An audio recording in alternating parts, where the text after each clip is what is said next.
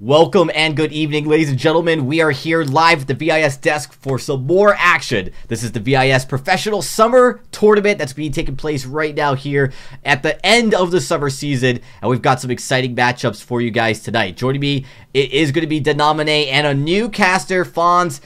Please, everybody in the chat, give a warm welcome to Fonz as he comes in here casting Vainglory for the first time. Does have some casting background in his past, so we'll definitely make sure you hit him up on Twitter at Fonz_NY to learn more about that guy. But we're going to be getting into a lot of great games. Let's talk a little bit, Denamine, about the bracket and where we've come so far, because we've had some really exciting matchups. Starting off with Immortals versus Fable. No surprise there. Immortals coasted into this next round. Tribe versus NRG, though, was a really close matchup. 8th seed versus 9th seed. Tribe, the 8th seed, getting the victory, moving on to the next round in a best of 3, going to 3 games. And then, of course, Gangstars last night just absolutely obliterating their competition with a brand new laner.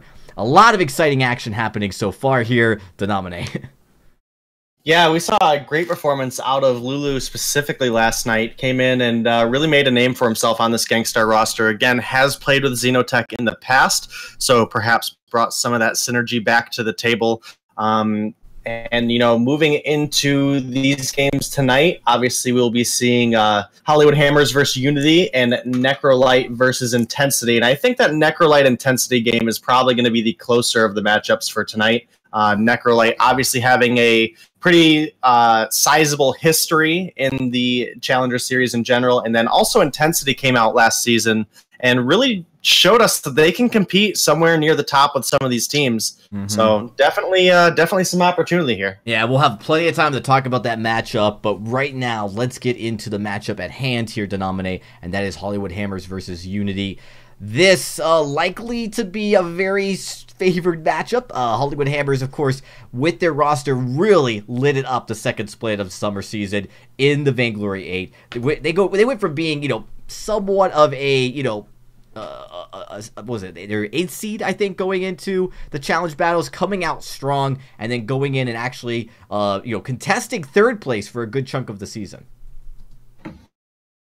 Yeah, it was definitely a good turnaround for them. Again, they did have to fight their way back in through the Challenger Series, the challenge battles. So, you know, they've had some good performances in the split too, and really showed that when they bring their A game, they can compete with some of the best teams in North America. So I don't think this should be too challenging of a match for them. However, we have seen a lot of these lower seeded teams really come and show that, you know, they have the mechanical skill to compete with some of these teams. So it has some at least, I guess what's the word I'm looking for?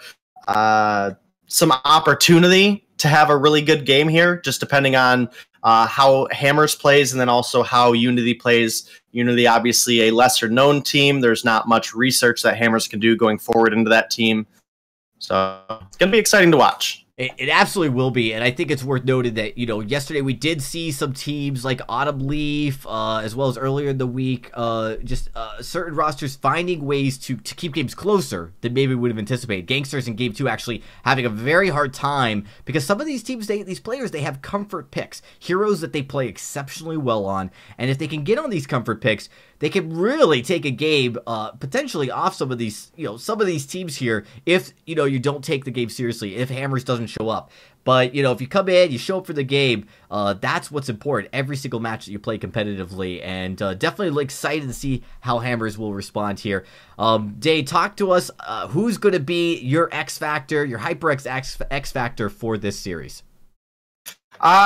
I think I am going to go with what you had mentioned. We were talking a little bit earlier that you really think Archaic is going to be a player to watch in this game. He's had some pretty good jungle experiences throughout the VG Pro, specifically on heroes like Kashka, Samuel, you know, very aggressive heroes that can really be impactful on a team fight. Yeah, he's been a really formidable foe, a huge force in Hammers. He's really risen as far as a playmaker.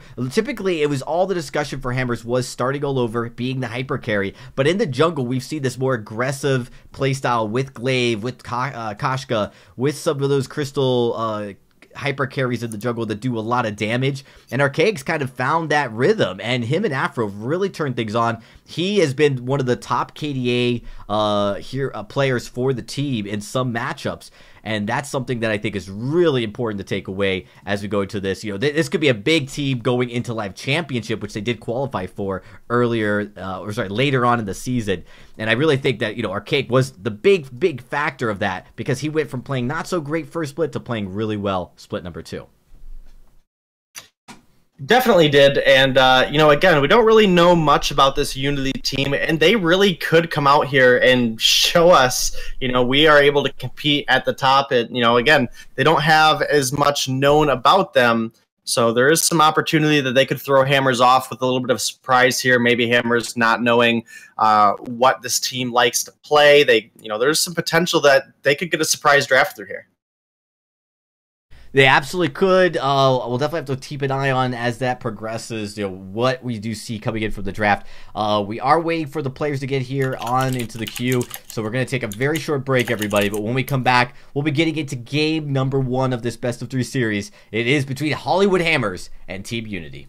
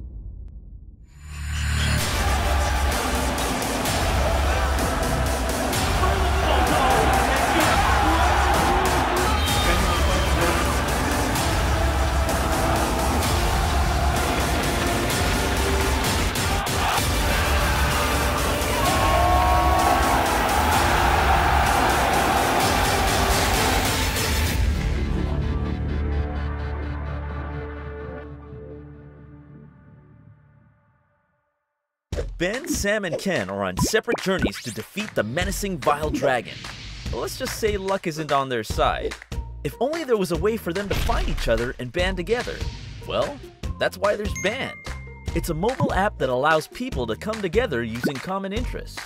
With Band, you can find fellow gamers, chat, schedule gaming sessions, and conduct polls. Stage epic battles with friends while sharing videos and photos along the way. So try Band today. Band. Be together.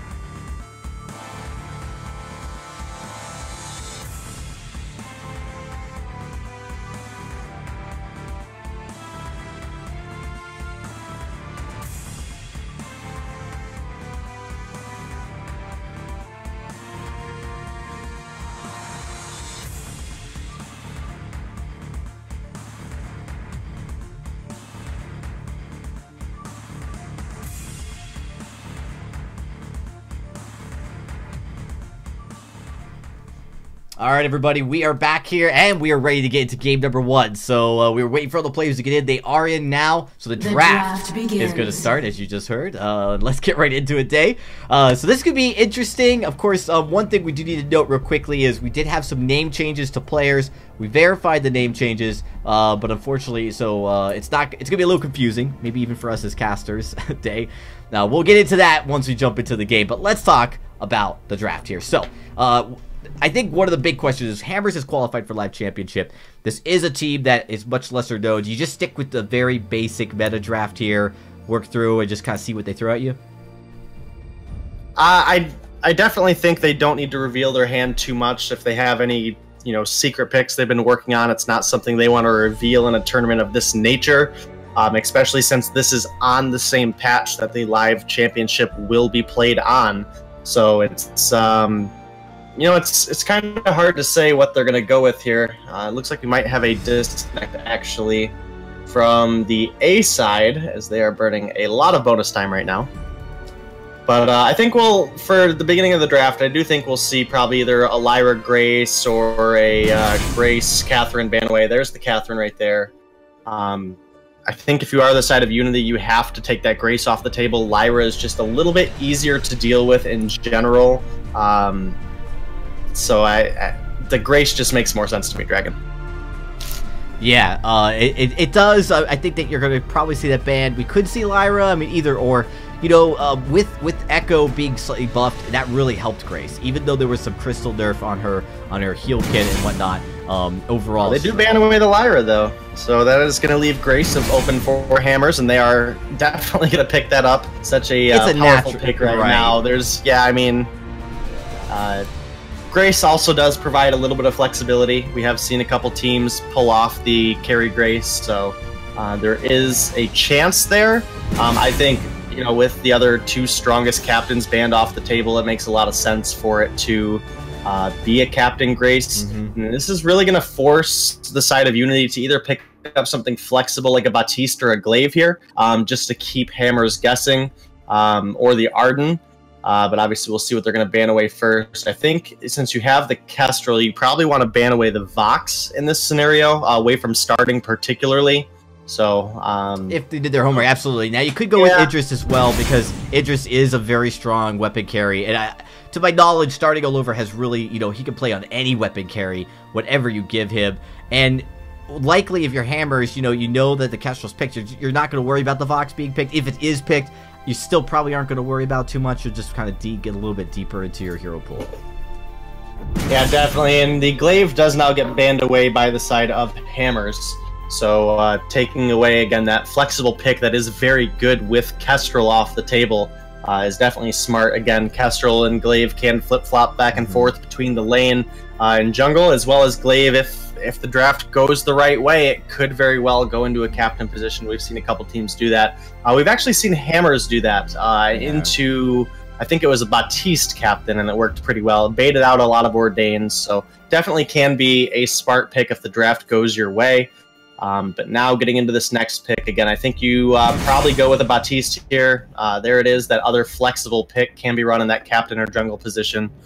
And that leaves hammers a couple options. Likely to take the Vox. Yeah, the Vox makes a lot of sense for sure. A smart pick. Ringo is a Ringo, though, and starting is a very proficient Ringo, so definitely a strong pick for him. He did show this pick several times near the end of the season as well. I mean, when they backed it to a corner, I can't remember if he ever picked it over the Vox. I'll have to go back and double check.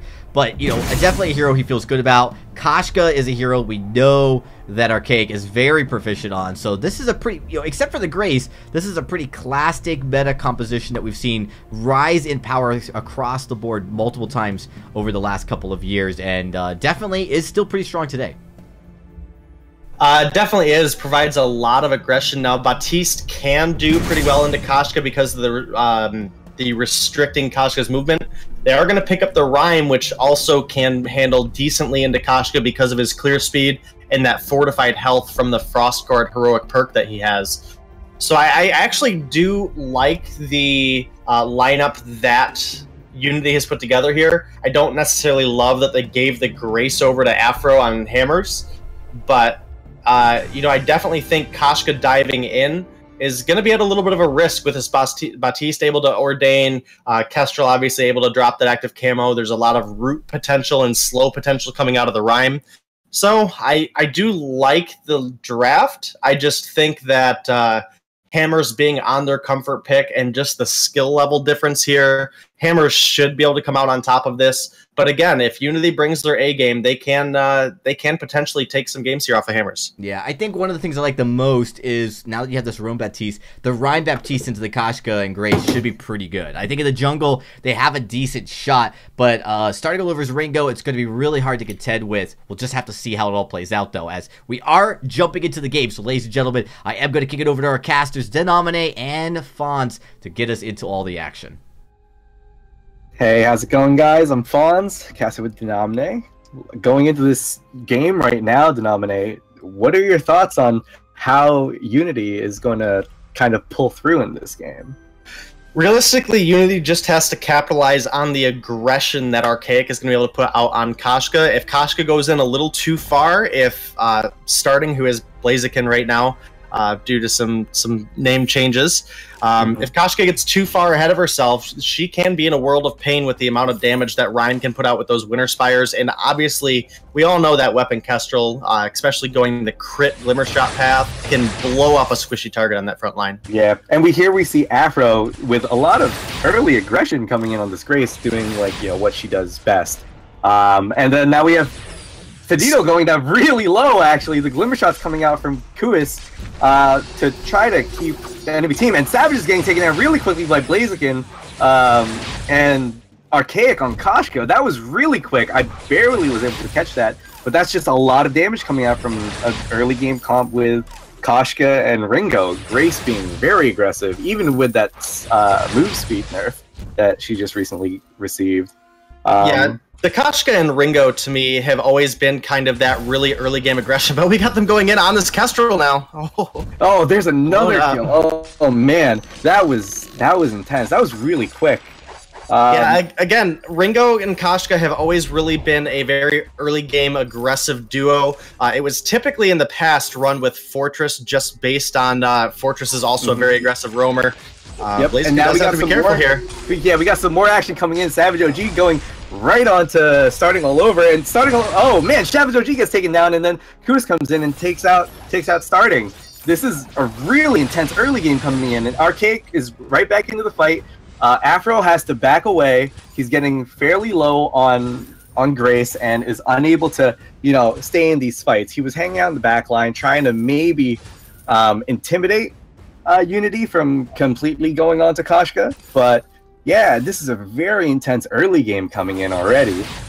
Yeah, 3 kills on the board for Hammers now, only sitting a couple hundred gold ahead, nothing that Unity can't come back from, especially with it actually, this is what's surprising to me, is this is actually a Captain Rhyme, yeah. which I'm definitely not in love with. Again, there is a lot of root potential, but his energy management without those crystal items is going to be pretty crazy.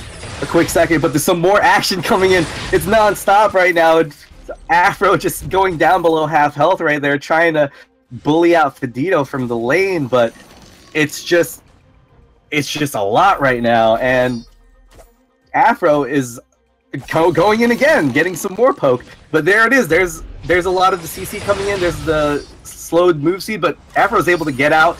Kashka comes back in. A Keg diving tower, getting shot, going also very, very low. This is a very intense struggle coming in from Unity. Unity is actually coming out with this in a lot of these fights. They're winning these trades, and it's kind of showing in the fact that even with the 3 kills on the side of Afro and all of them, the gold lead is still very insignificant. The gold lead is insignificant, and again, if Unity plays this right, actually, we gotta wait here. Savage OG might drop. Oh man, there we go. Hammers putting out no stops at all, just pulling the kill lead ahead. 4-1 already. 4 minutes in. That's more than 1 kill a minute. This is intense.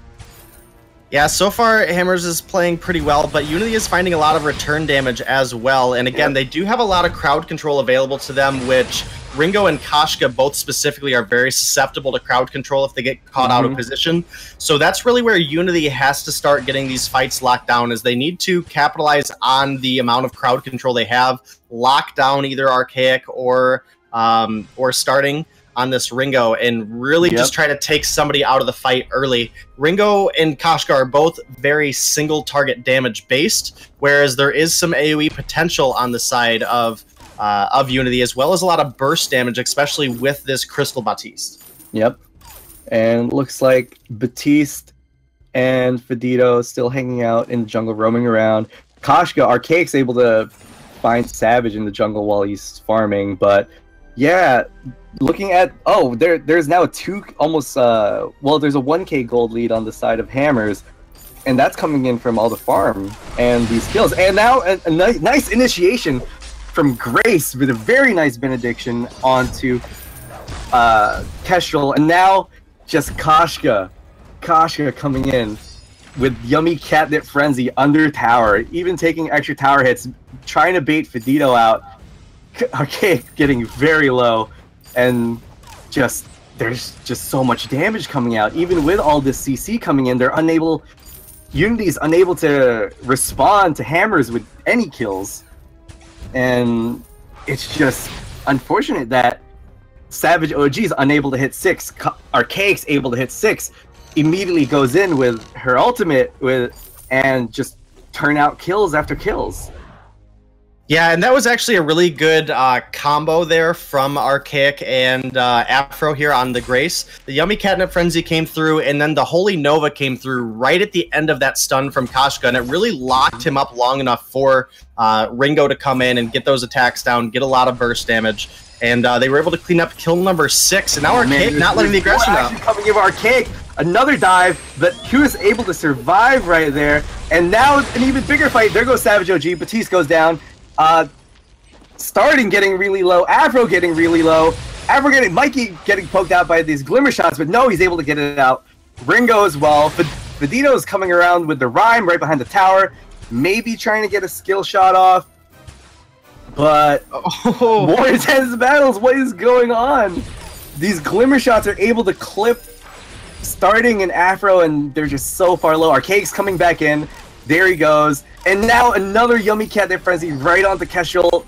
No block there. And now Fedito looks like he might go down. Nope. He's able to get back under tower, live a little bit longer, but it looks like this tower's going down and Fedito's going down with it. There goes Archaic charging it with Koshka, and Savage trying to defend tower, unfortunately not able to get it. Maybe he's able to get this kill. Yes, he does. Afro finally goes down, and Unity are finally able to respond with the kill. And now another kill coming out from Kuis on Kestrel. Very nice. Very nice ultimate coming out. One shot, one kill does come in and clips up Archaic. He was 4-1, so it should have been a pretty sizable bounty going on to Kuis. He's sitting about 800 gold in his pocket, as well as Savage OG sitting with 1,400 in his pockets. So definitely going to get that Shatterglass now out on Batiste. Yep. There it is right there. And it looks like we might be getting a tension bow coming out of Kestrel here, as well as starting and Afro just looking to push the lane up a little bit further. Yep. Oh, another fight coming in. Afro just going ham, and Archaic following up after with a lot of damage coming in from this CP Koshka, and there goes Savage. Savage immediately goes down. Fedito coming in. Oh, very nice block coming in from Kuis, but is it able to save him? Oh, he's able to get the active camo off, and now Fedito is 1v2 against Ringo. And now Ringo is able to get taken down. One shot, one kill, misses off of Afro, unable to find either him or Archaic. Oh, man. This game is so intense. Yeah, Hammer's overstayed a little bit there, fighting underneath that Crystal Sentry. There's not a lot of defense or health yet on a level 7 Ringo, so a couple of those basic attacks coming out of the Crystal Sentry chunked him down very, very quickly. And that is going to result 10 kills for Hammers and 5 for Unity. Only sitting down about 2,000 gold here at the 9-minute mark. Definitely something they can come back through again. They just have to pick the right fights. Specifically in that fight, starting went way too far ahead of Archaic, who'd already been brought low, had to back out of the fight, and now Unity might be getting engaged on here. Yep, there goes an Archaic coming in for the backline, able to get a jump onto Chaos, but he immediately goes down. Blaziken, Ringo able to get many shots off, just able to completely stop this team. There goes the Yummy Catnip Frenzy onto Fedito, and very nice ace, very clean, and Wow, that was just a very nice flank coming in from Archaic. Able to immediately jump onto the Kestrel, force out the shield coming in from the Reflex block, and saving her ultimate. Immediately goes down afterwards with a very nice defense on this second tower, but still, all these fights coming out. The one shot, one kill, takes out the Ringo, but Savage OG pays for his life. Yeah, and that kill actually did go on over to Savage OG. That last Bad Mojo coming out was able to take down Starting, who has a pretty aggressive build here, going into a 4th item on Ringo. Archaic does have that Broken Myth complete, as well as a level 9 infusion. And we don't have a 2nd item yet complete on Savage OG, so you can definitely see the amount of gold that we see differentiated here. That 3.5k gold definitely hurting Savage OG in this case. He needs to get enough gold to get that clockwork, and that's really going to help him with his sustain, building up those soul shards, getting those empowered attacks out, and then just being able to spam as many times that Bad Mojo and Ordained as he possibly can, as well as that Fearsome Shade is a good utility to really prevent a hard engage out of hammers. Oh man, here's an engage coming in right now. Koshka going in to Kuz. Kuz unable to get it. Oh, he does! He gets the active camo out, and he blocks the Hellfire Brew coming out from Starting. That was so close. He had like less than, I guess, 20 HP coming out. But Fedito going in right on top of Afro, rooting him down. There goes Savage OG. Kuz coming in with the Glimmer shots, and it looks like Hollywood Hammer is able to get out. Flare's going out, but they're chasing into the jungle. Archaic might be looking for a fight here. Savage OG getting taken down very quickly, but he's able to make it out. Fedito's able to block and just throw out a couple skill shots, keep Archaic in the back lines. But no, Archaic looks to dive again. Very nice shield comes out for Savage, but it's unable to save him. They do get the trade out from Kuz to take down the Koshka. Yeah, and again, that's a little bit of over-aggression coming out of Hammers here, costing them their lives and giving over kill bounties onto the side of Unity. And that's when you're behind on gold, even if you trade 1 for 1, you usually come out on the advantage there because of the amount of gold bounty an enemy can give you. And now Starting looking very aggressive here. Wow, Starting instantly blew up Kuz. And now Fedito getting locked down, getting, you know, stunned up. And wow, okay, I barely even saw that. But Batiste was able to almost insta Ringo under tower. Yeah, a couple turret shots after that Bad Mojo hit Starting in the face was able to bring him down low enough that Fedito was able to find a kill with that Winter Spire. And again, Hammer's just playing a little too aggressive here in this game. They're really giving over kills they don't need to give up. Starting is now on the board, and Hammers is starting up the gold miner. Yep, one shot comes out from Kestrel. They know that it's going on. Fedito going into the front line, but the payout is able to go out. Archaic running away. Afro just shrugging everything off.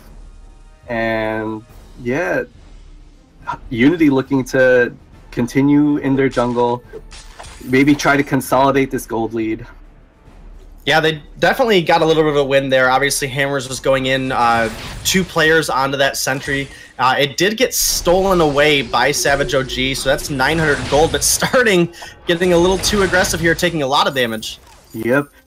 Wow. Starting already below half health into this push, immediately gets Glimmer shot by Kestrel, able to bring out the Hellfire Brew and try to force a fight under this tower, taking a lot of damage, extra tower shots for no reason. Afro getting poked down by Batiste. Batiste might be able to get a double kill here. Nope, gets stunned up, and he actually is able to take down Starting. Afro going down really low. There goes Fedito with the kill, and now Archaic on Koshka. He jumped into a 2v1. Maybe he's going to get something out of it, but no. There's an ace coming out for Unity. I don't know what's going on with Hammers right now. They're playing like their backs are against the wall when they're not. Again, they're just being overly aggressive. They're a little too confident in their skill at this point. They think this is a team that they should just be able to beat. And like I said, these are good players on Unity. If Hammers doesn't play carefully, Unity can take these fights and potentially a game. And coming close to this 15-minute mark, Kraken's going to be coming on the board here shortly. If Hammers doesn't tighten up and really try to keep these fights in their favor, then it could result in another ace and a Kraken marching down their base. Yeah, and they wouldn't want to throw out the lead like that because they've been doing very well so far in these individual engages, but just they're getting overconfident, like you said, and it's showing in these team fights. I mean, Keshel's finally got items online, Rhyme as well. He has the Fountain, he has the Crucible, he has the Jacket, so he's going to be able to get in the front lines and stay tanky, be able to go one-on-one almost with this Grace, which is what's going on right now because Hammers had started on to Kraken, and now Grace getting down really low, Afro almost getting popped, Ringo getting hit by the one-shot, Fedito on Rhyme getting taken down, Archaic able to stay healed up, and now Ringo finds a kill onto Keshel. Keshel getting taken down, Batiste going down immediately as well. It's another ace, but they do take out starting on Ringo, and now this is a free Kraken. So what turned out to be a questionable Kraken call turned into a very nice team fight, lengthened engage for Hammers.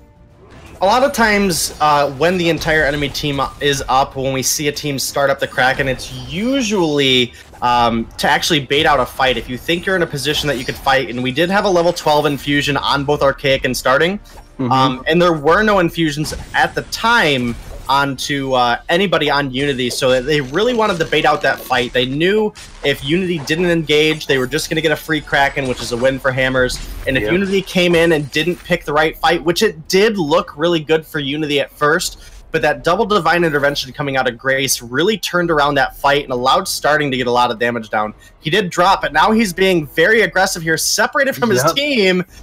Unity, I don't think they see what's going on. Wow, Grace gets instantly taken down. Archaic getting taken down very low onto the Koshka. The reflex block goes in. Batiste able to get her down very low. Koshka might die here. Able to juke, but starting might be able to close out the game here. Starting was able to get the turrets while we were watching them fight. Starting might be able to just take the crystal by himself, and now here goes Kraken. Wow. Okay, backdoor plays.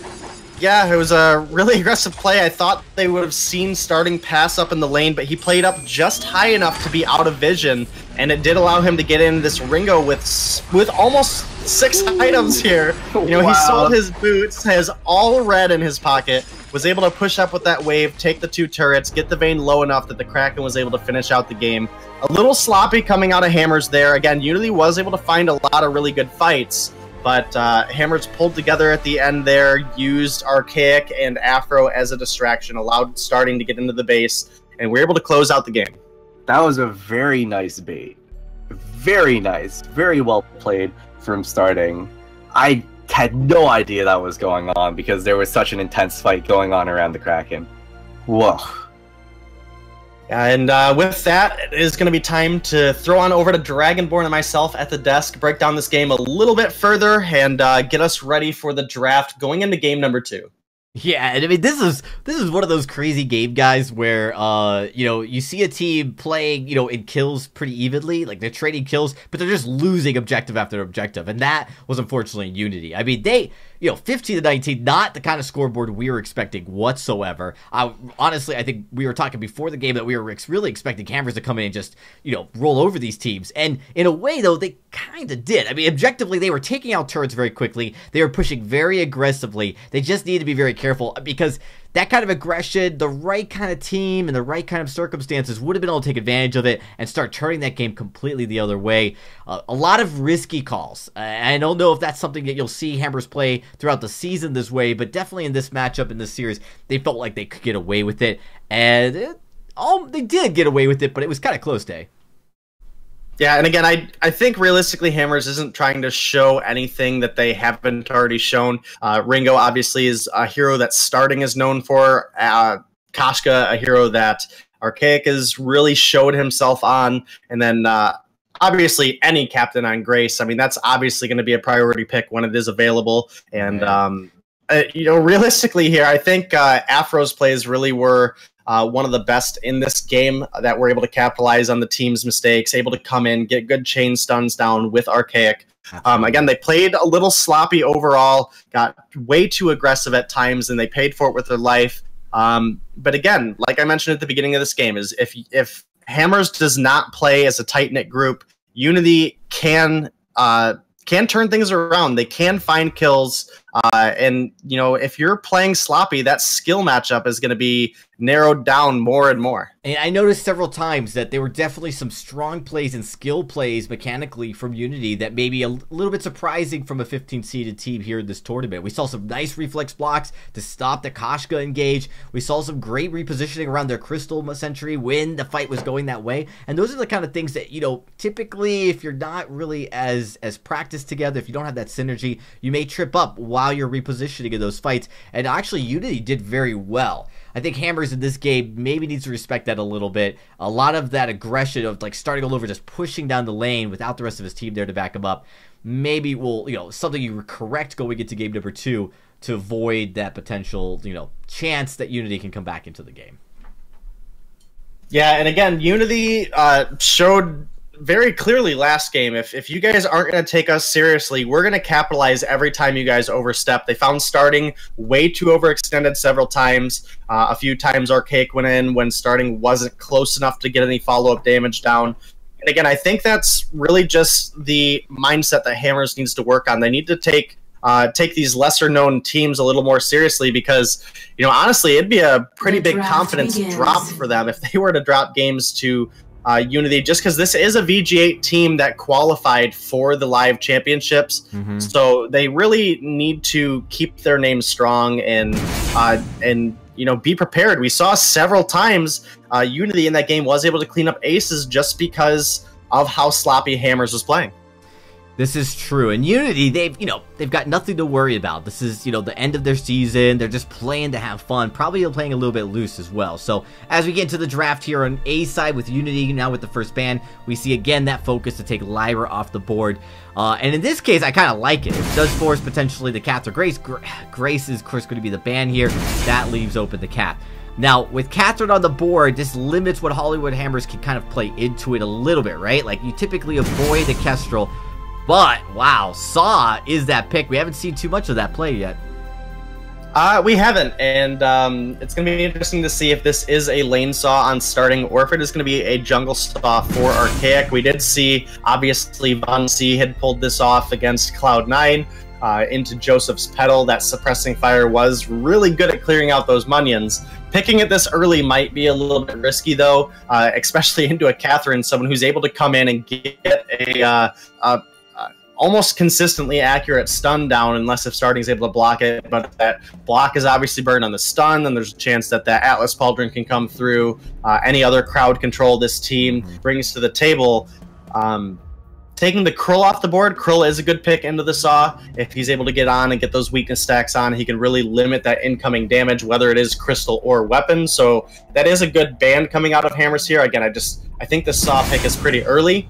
And Unity decides to take away that Koshka away from Archaic. Yeah. And a flex pick, Baptiste, follows up. Yeah, I like the Baptiste pick. I think just to talk a little bit more about the Saw, what you don't know going into this, if it'll be CP or weapon, but with the Catherine, you have to imagine weapon is the more preferred route, right? Like, you just want to blow down these turrets, don't let them Unity get to late game, and push the early game. When Catherine's a little weaker, Catherine's not as tanky in that early game, but really turns on later on in the matchup. So that's something that I think that Hollywood Hammers has to make that decision. With Baptiste, if it's a roam Baptiste, you could still go with the Crystal Saw. The only thing I'm worried about, Dave, you could speak more to this, is if you accidentally use your roadie run on Catherine when she puts her bubble up, that can be devastating. Oh, you can definitely nuke your whole team or yourself doing that. The Celeste does come out. This is another good pick into Saw, specifically because of his movement speed being so low.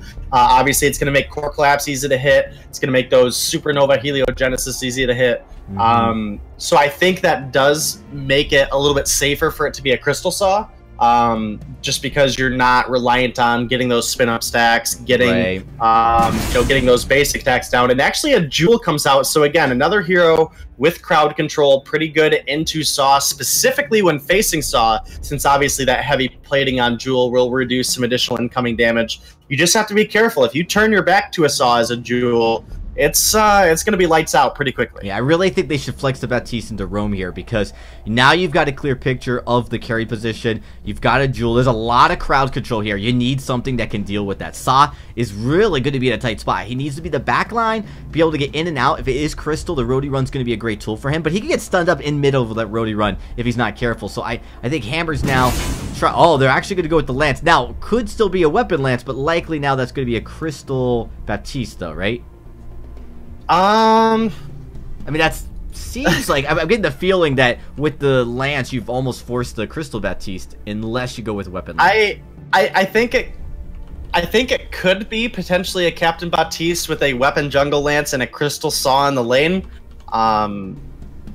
It's kind of interesting to see. I think again this kind of falls into Hammers maybe not taking this game as seriously as they will moving into some of the tougher opponents that they'll face going on if they are able to close out this game. But, you know, once we get into the hero select and see who locks in who, then we will go from there. Who is A side? That is Unity. Yes. All right. It looks like we're ready to go. So the matchup should be started here in just a few seconds. A very interesting draft composition for both these teams. When you look at, we don't typically see Saw first picked ever. It has its situations. We did see Excelsior actually play Saw earlier in the tournament, but again, different kind of matchup. A little bit more caution taken when they made that pick. Right now, and it's Zelciar Saw too. I mean, you can't go wrong with Zelciar Saw. Yeah, it's going to be interesting to see how it all falls together here. But that being said, obviously, oh, that's interesting. We will. So it looks like it's going to be a Lane Lance with a Captain Saw and a Jungle Baptiste. So that's little interesting there. We'll see how it works out. I mean, I guess there is a lot of crowd control on both teams, and then obviously with all the stuns that did come out on the side of Unity, maybe rotating that Saw into a little bit safer of a position is what Hammers is going for here. So, going to be interesting to see how this goes forward. We do have the Book of Eulogies on starting, so that will be that Lane Lance.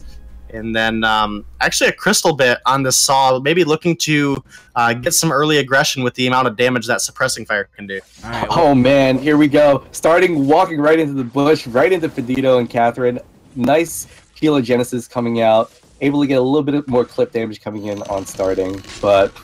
yeah, starting Lance on lane. Really interesting. Very nice thrust coming in. Yeah, and this game is really going to be about Fedito on this Catherine. Obviously, that silence is so powerful. But not only that, building up stacks as this Catherine, being able to be that front line and try to reduce some of the damage that Archaic's going to be able to do with the skill shots is going to be absolutely huge for the side of Unity. Mm-hmm.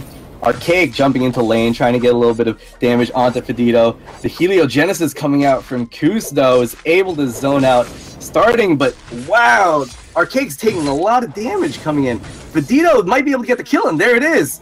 Very nice kill for Catherine. Maybe another one. Another Merciless Pursuit, and Lance is taken down as well. These Heliogenesis on point coming in from Kus. Yeah, this is a good start for Unity here, especially with Celeste getting one of those kills. Getting Celeste to the late game is really going to be important for them. Specifically, that level 8 overdrive on the Heliogenesis is going to give that additional range and make it a lot easier to get some of that damage down. It gives you a lot more zoning potential, and it really limits the amount of movement that Hammers will have freely without being at risk of taking that explosive damage. Yep, definitely. Man, back to lane, Lance and Archaic coming on Baptiste, Heliogenesis coming down, Fedito on Catherine is just coming out with these Merciless Pursuits and using Stormguard effectively, but yeah, Kus on Celeste is just able to keep dishing out damage without any response. Now Afro comes in with the Saw, there it goes, oh man, Celeste goes down, there's a nice Githyan wall coming in from Lance, and Fedito's unable to save his carry. Yeah, but that is going to result in 1 kill for Hammers. It's pretty early. We didn't get that first blood bounty, and with only 1 kill, the actual kill bounty is not going to be that large. But now Unity is rotating up. We got a little bit of a fight breaking out here. Yep, there we go. Fedito coming in, Stormguard coming out. Saw able to just jump back because he didn't have any stacks up, and they're just able to walk away from this fight. Lance coming in with another impale, but no, Githian wall back out. Fedito comes back in, and these Heliogenesis still on point, zoning out Hollywood Hammers. Very, very hard for Unity to stay out here. Very nice impaling, Githian wall. Fedito right back into the tower. I don't know why he was out there so far, but again, here it is. Savage. No, yeah. Sorry, I got him mixed up, but man. Yeah, and that is going to result in a third kill, but Unity looking to find Archaic too. Yeah, Archaic's getting taken down as well. Very, very nice core collapses coming out from Kus, and his Heliogenesis again has just been on point. I don't know what they can do against all of this range coming out, but even before Overdrive. Well, and then the Jewel, again, this weapon Jewel, once we do start seeing a Sorrow Blade finished here for Jewel, and then going into some crit, those Thunder Strikes can really start to rack up the damage, especially against a Saw. So it is actually Afro playing the jungle Crystal Saw, and it looks like Archaic is going to be captaining for this game. So maybe, I don't know, maybe Afro's been playing some Saw and wants to try it out. Wow, Saw. Huge damage getting down, though. Huge damage out on Q's under tower. And now, starting, immediately dives. Very nice kill, but he loses his life to the Jewel for it. Oh, man. Hollywood Hammer's playing again like its last game. Just complete aggression coming out. Now Saw just had a very, very nice suppressing fire to start off that fight. Archaic on Batiste just throwing out bad mojos, just trying to get some chip damage out. And Catherine just like finding him, and Batiste is getting taken down 75% HP, and he's now below half. Still, I don't know what's going on. And Saw is able to come back out with more suppressing fire. Jules getting taken down very low, and a very nice roadie run kill coming out from Afro. Wow. Yeah, that the missing health percent damage that Saw is able to get with both the Mad Cannon and that roadie run can absolutely be devastating to somebody. Once you start getting below that half health mark, that's where it's really a huge opportunity for Saw to get that execute, but Hammer's not letting up the aggression. Not at all. Very, very aggressive team fight in the mid lane. Well, in the actual lane, and Q's taking down Lance with more Heliogenesis, but immediately getting taken out in return from Archaic and Afro. Wow, and this might be another dive, but no, Afro backs off. Here comes Jewel, Savage coming in, and now, wow, just some crazy team fights coming in. Very nice ultimate coming in from Jewel, the big red button coming out, trying to keep Afro on in this lane to prevent him from backing. But now Blaziken is back in the front lines. Maybe see what he can do with this Impale. Very nice hit onto Kus. Yeah, that Lance Impale, when going the weapon power route, can provide a lot of damage. So I think realistically, the way Hammers has to win these fights, another good one comes out here. Will he be able to find the kill? No. Not quite level 6. That combat roll not available. And now Archaic coming in, but starting is getting taken down half HP, below half. Oh, he lands the Impale onto Kus. He's gonna pay for it with his life. There goes Fedito on the Merciless Charge, and now Saw coming in. Very nice combo coming in from Afro, and now Archaic just throwing out bad mojos, trying to push Fedid back out. Yeah, and again, as this Crystal Saw, you do have to be very careful not to shank that Catherine when her Stormguard is available, especially if you're the only target. If all 3 of your teammates are around, it is going to split that damage between the 3 of you. If you are the only one close enough to get that bounce damage, then it is going to nuke you very, very quickly. And now Hammer's looking to get some of this farm down here. Yep. Afro pushing out Fedito from the jungle. Archaic following up, coming back into the lane. Just more chip damage, fighting with Catherine. I don't know if Batiste wants to take this. Yeah, it's definitely an interesting spot. Celeste not quite level 8 yet, doesn't have that overdriven heliogenesis, so don't have that additional zoning potential. It is a little risky for him to try to come and check that bush just because of how close he would have to get. And with Hammers rotating up now, we could be looking for a fight here. Again, I think the combination that Hammers is looking for here is lock somebody down with Ordained, get a good impale and get that huge chunk of damage out. That's what's going to allow Saw then to come in with that shank and try to get that execution. He can then drop the suppressing fire, which does a lot of damage on its own, and then will also refresh the cooldown of Rody Run and give an extra shank opportunity over to Afro. Yep, and now we see some more aggression coming in. Nice 3-man stack in the lane. Catherine, the only one at the tower, but here comes Jewel and Celeste coming in. Jewel taken down very low, showing his back towards Hollywood Hammers, which is a very bad idea. And now Celeste almost getting 3-shot by Saw. But very nice silence coming in on the side of Catherine. But, ooh, almost getting hit by the Impale. And there it is! Oh, the combat roll coming in from Lance, able to take down Celeste. And now Catherine having to force her way back. Impaled again by the Lance, but no, stunned up. Able to take one too many tower hits from the Catherine and falls, but that was a 1 for 3, and that was very good trade for Hollywood Hammers, getting very nice damage onto the tower.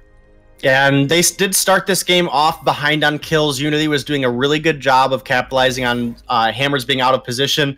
Hammers has now taken the lead in kills, though, up 10 to 8, but there is still a slight gold lead for the side of Unity. And again, as this Celeste and Jewel come online, they are going to start to be a absolutely huge threat, and Hammers has to be careful here. Wow. Okay, Savage coming out with his ultimate just to kind of force Archaic away from the tower, and now Catherine able to stun up Saw, but Celeste immediately getting taken down. Celeste being way too squishy to be out there so far, and now Jewel getting taken out as well. Once Celeste gets taken down, all it is focus everyone else one by one. This control coming out from starting is just on point. Another Impale right on the tower, misses Catherine, but Catherine tanky enough to kind of shrug it off if they did wind up going for her. Yeah, and getting that first tower down, that first objective is definitely huge for Hammers. The gold lead is now a little bit in their pockets, as well as again, that first objective is down. That does make it a little bit more risky now for Celeste to try to come up and farm the wave, as Hammers could wait in the Unity side of that mustache bush here in the lane and potentially get a jump down.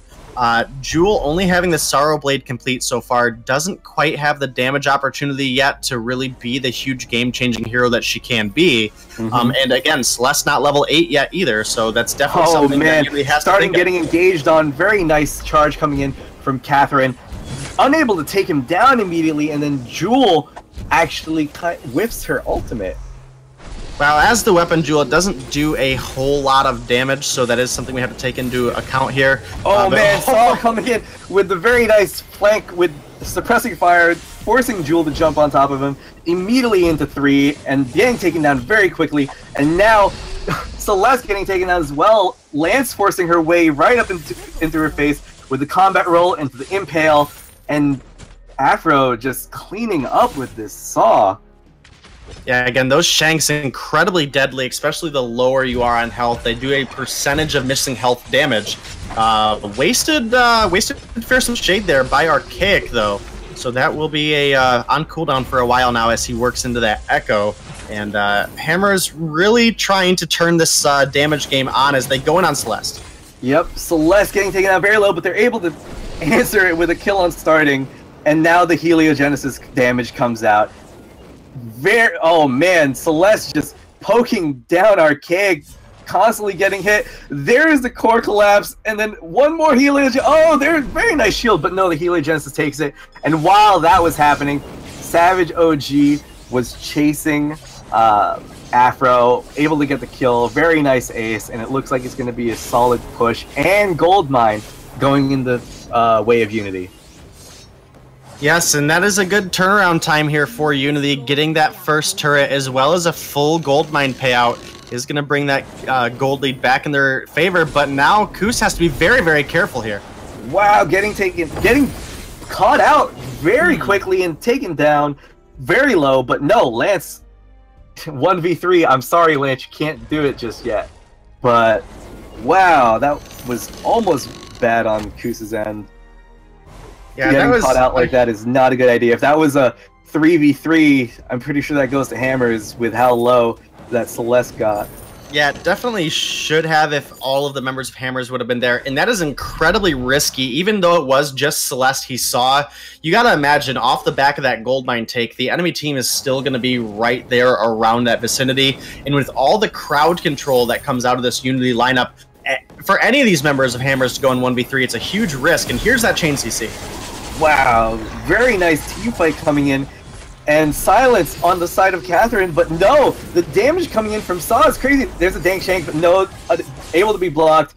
Celeste still going down, and now Hollywood Hammers is on the chase. Combat roll coming in from starting, but unable to hit the impale. Wow, that's a lot of damage coming in from Afro. And Archaic able to catch out Catherine on the side, but Afro getting taken out very low. Very nice Githian wall coming in from starting to save Saw, but not enough. Saw still getting taken down. Catherine still alive, taken down. Very low as well. But Celeste is back in. Heliogenesis coming out. Very nice Cosmic Collapse. Solar Storm, actually. Hitting, starting. Although getting taken down very low as well. Now, Batiste trying to get out of this fight. Crystal Sentry chasing him. But a lot more aggression. Very nice team fight coming out, and I personally think that goes to Hollywood Hammers because they also got, I believe, a tower out of that push. Yes, they did get a turret out of that push. Turret, so yeah. That's definitely again, getting that objective control is absolutely huge. So that is a little bit of a win for Hammers. Again, I think they've been overstaying pretty frequently, which is obviously not going to be helpful for them, especially if they're going to give up these bounties to the enemy team. So they do have to be careful. You know, we are at 15 minutes now. Kraken is on the board, so the next fight could give over a Kraken if either team gets aced. And you know, we're still pretty early. There's 3 turrets up for Unity, and there's 4 turrets up for Hammers. It could go either way. Celeste very good at both defending against a Kraken as well as pushing with a Kraken, just because we don't have to. You know, if you look at Scar for Sky, the forward barrage won't go through. Hold on a second. Another really big team fight. Githian wall onto Savage OG. Jewel getting stunned up, getting taken down very low. But there goes Koos with the Heliogenesis and the core collapse stuns coming out. Very nice big red button. And whoa! Saw getting taken out very early in the fight. Batiste getting taken out very low. Merciless Pursuit coming out from Catherine with the stun. Jump from Savage OG, cutting off Starting's escape. And now he has to just keep rolling away. Very nice Githian wall stun. Able to combat roll out, but no! Celeste coming in with the Heliogenesis snipe. Very nice ace coming on the side of Unity. And now it's going into a Kraken. Again, giving up an ace at that 15-minute mark is almost guaranteed a free Kraken for the enemy team. It is going to be Unity finding that ace, finding that Kraken. And now with 4 turrets remaining, Hammers is going to be forced to defend against this. But again, Celeste very good at pushing with the Kraken, just because those Heliogenesis range is so long that, you know, even if Hammers hides behind the turret, Celeste should be able to find some damage. More damage coming in. Core Collapse hit onto the Batiste, followed up by Heliogenesis, and some extra damage coming in from the Jewel.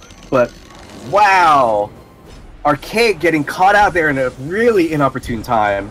Still has all of his skills up, 20 seconds till he's up, turret destroyed, and wow, very nice push coming in from Unity. Yeah, really good push from Unity, and you know, the team taking this seriously. I definitely think very deserving of that Kraken take there. Oh man, Afro's gonna drop to that Afro supernova. Getting dropped immediately. They're able to take down Celeste very low with a bunch of hits with suppressing fire, but yeah, unable to find the kill.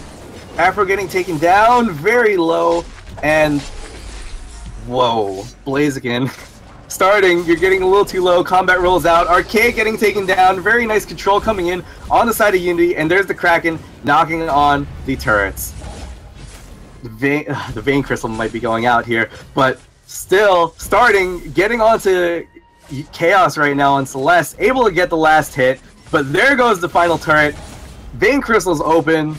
Afro able to put some damage out. Very nice damage out on the Kraken, but I don't know if it's going to be enough. And with that ace, it might be just enough for Hammers to clean this one up. They are obviously in a very risky situation now, though, with the exposed Vein Crystal, and have to be incredibly cautious going into the next fight. And again, all this crowd control going into a Saw, whether it is weapon or crystal, is incredibly dangerous for the side of Hammers, so they really have to pick out a good fight for them. Otherwise, this is going to be Unity taking a game off of Hammers. Yeah, that's going to be something completely unexpected. Now it looks like Hammers is going for a very forward push, finding themselves a very nice Celeste. Feared, but no, there goes Jewel coming out to back her up. Very nice jump on the 2. And Big Red Button hitting 2 as well. Lance getting taken down extremely low. Very nice Bristless Pursuit onto Archaic, followed up by a Core Collapse. And then a stun coming out, and Silence coming in from the Catherine. Whoa! Afro getting taken back by the Jules knockback from her jump, and taken down very low. Finally going down to the Jewel, and there goes the Koos and Fedito chasing, starting, and there it might be another ace, and that might be game. That is going to be game number 2 going over to Unity. Again, they had a really good composition put together here, and I really think they deserve to win this one off of the back of that game. So we will be going into a game 3 between Hammers and Unity, and you know, at this point, this could be anybody's game. Yeah, man. Koos on Celeste with very nice Heligenesis and Core Collapses, following up the knockbacks and the stuns from Catherine and Jewel. Very, very nice game coming out from Unity. Very hard fought win. Congrats to them. Yeah, and off the end of that game, that'll be both me and Dragonborn hopping on over to the desk to break that game down a little bit and get into game number 3 here. Well, that was not what we were expecting whatsoever. Unity takes a game off of Hammers. We were just talking about this, that they did not need to sleep on this team. This team, like, I mean, I'm watching it, like, mechanically, they are hitting their blocks when they need to. They're playing cautiously. Unity's got nothing to lose here. Hammers just simply, you know, is falling asleep at the wheel, and they drop a game.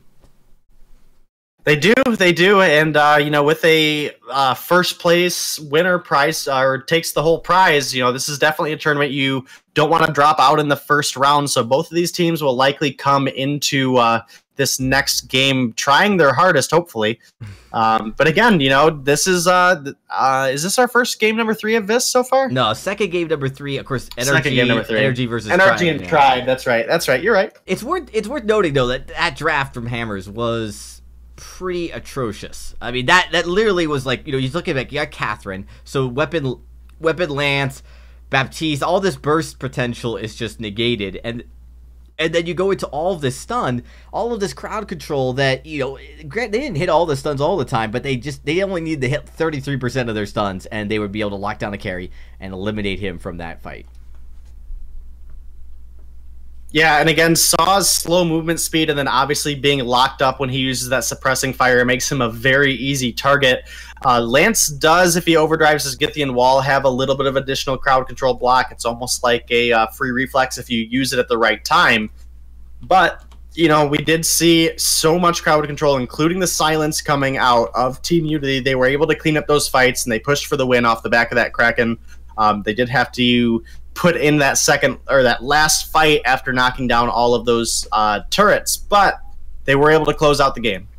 Yeah, they closed it out. I mean, there were a few fights, especially even early on, that maybe seemed a little bit close, and we said that this is something that they needed to, like, just storm the gates and take down Unity's turrets right away, because Catherine was going to become harder and harder to take out, and boy, was that the case. It's something that you got to be very careful. The draft, of course, just set up Unity perfectly, and well, the rest is history. So that means we're going to be getting into game number 3 here in just a few seconds. as we wait for the teams to get ready and give us the all clear. I think, going into this day, what are some of the things Unity could do? Is this just a matter of Hammers needs to take the draft a little bit more seriously, or mechanically, do they really have the tools they need to actually go toe-to-toe? I think mechanically, if Hammers takes this game seriously, should be able to close out on Unity very easily. Again, that was a pretty troll draft that Hammers put together there, and they paid for it. They dropped a game to a team that they really shouldn't lose to, but again, like you mentioned earlier, the mechanical skill of Unity did shine there. They had their block timings down, they were able to chain their stuns appropriately, and it was able to pull together the win for them. Yeah, so with that, we are going to be getting into the draft here in just a second for game number 3. We haven't had too many game number 3s in VIS Pro, and this is definitely going to be potentially an exciting one. Definitely going to be an exciting one as we get into draft number 3 here in just a second. If I can click the right one. There we go. All right, so we got the Catherine coming off the table first from Hammers here. Obviously, again, that stun capability and silence capability that Catherine has, incredibly devastating.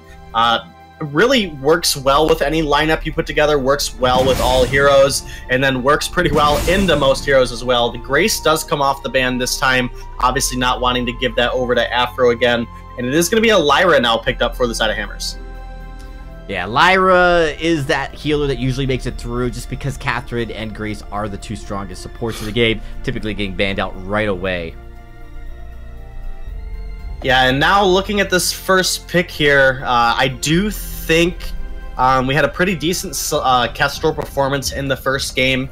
I think picking the Celeste, which really had an impact in the last game, would be a little risky here at first. They are going to pick up the Vox, not wanting to give that over to starting. I think a smart ban here now is to take away that Kestrel and don't give it over to starting. Obviously, you have to worry about the Ringo. They ban away the Ringo. So they do have a chance still to pick up that Kestrel as a Crystal Jungle Kestrel. But I think if Hammers is able to get that, that's going to be a pretty sizable comfort pick for starting. Yeah, now, with the Vox, unlikely you'll see the Idris picked up here unless they tried something kind of hokey. So Hammers, I think, they have to choose now. They'll have Baron, they'll have Glaive, and actually Unity has an opportunity to take Glaive here, which I think would be a great hero to pick in the jungle, because otherwise Hammers very likely could flex that into the lane, play that as a lane Glaive. It's going to be Arden, which is the support pickup, and Hammers very quick with those two draft picks. Yeah, the Kestrel Samuel is something that Hammers has really kind of coined from the EA meta.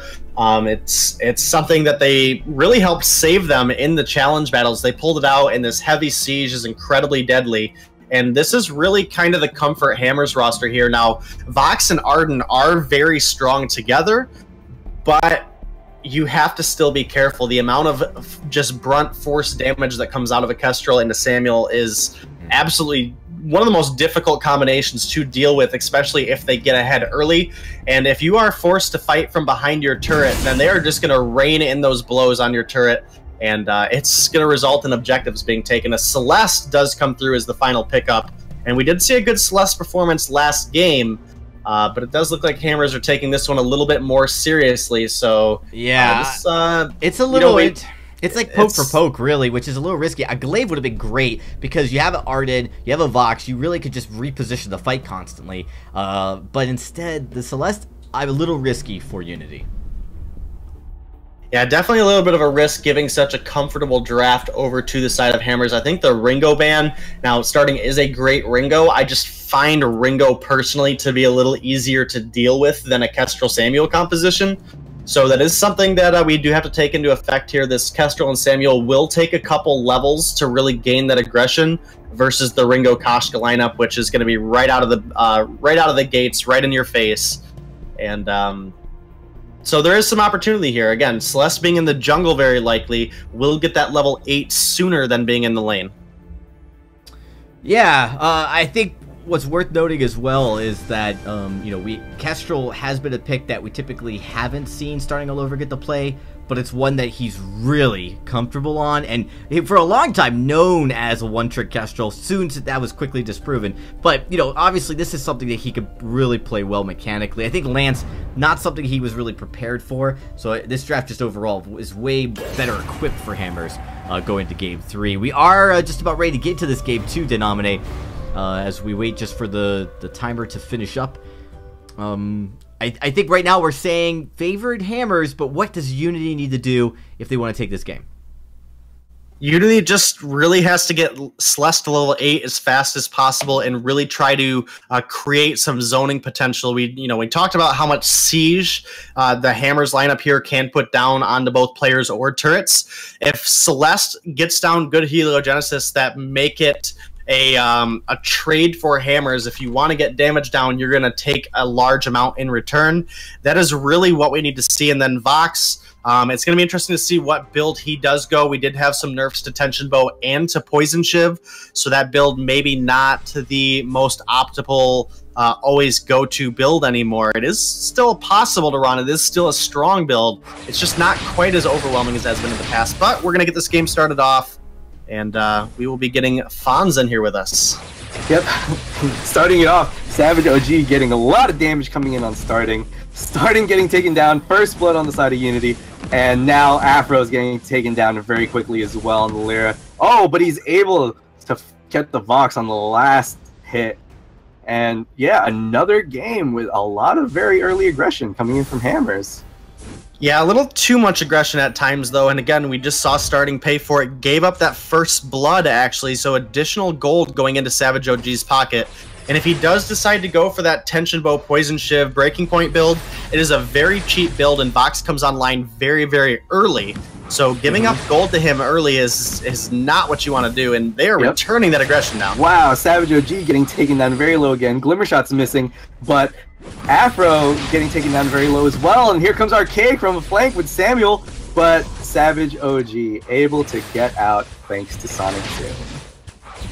Yeah, that little bit of a movement can definitely save you at times, and it does look like Hammers is making aggressive rotation down here. Will Koos get caught out? A good stun, though. Very, very nice coming in from Afro. Koos coming in with heliogenesis, but nope, Samuel coming in, and is Koos able to make it out? Yes, he is able to get some last hits with a heliogenesis, but no, starting coming out with Kestrel from the lane and cutting off Koos. Able to get out as well. Samuel able to survive as well. And steal away some farm at that, especially those Treants providing more experience than any of the other minions in the game. Definitely going to get Archaic to that level 6 a little bit sooner than intended by stealing away that farm, as he now has an entire jungle of his own to rotate through. That's going to put Koos a little bit on the back foot.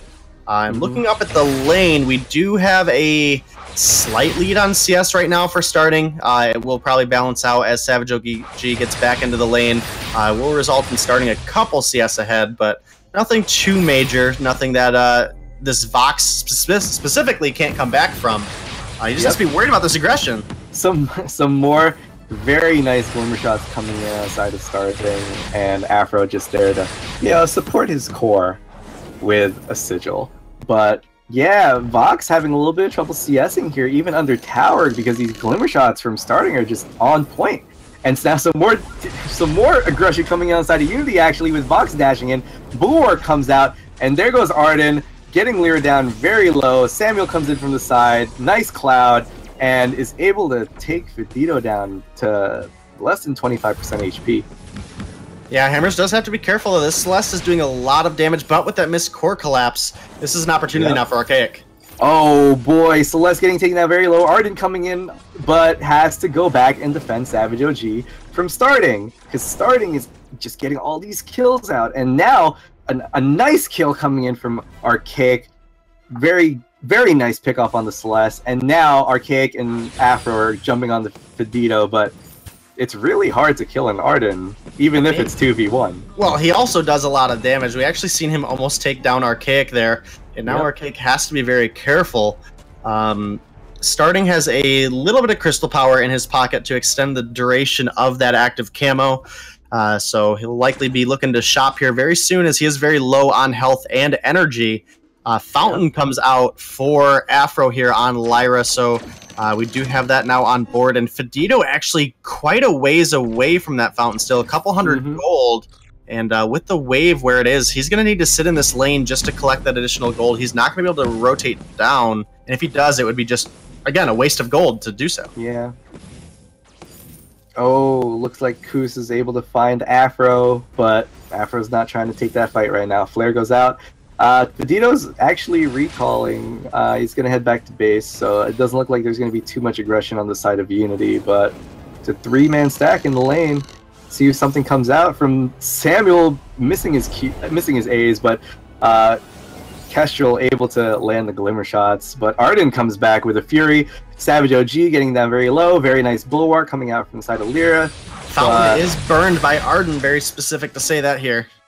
Yeah, Fountain to save OG.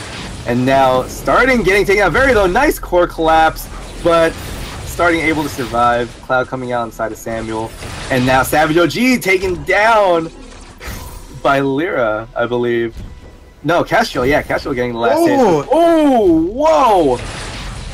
Solar Storm coming in from Celeste on the backside, able to take down Samuel. Arden and Celeste going down very low, but so is Kestrel. So let's see if anything happens with these poke comps.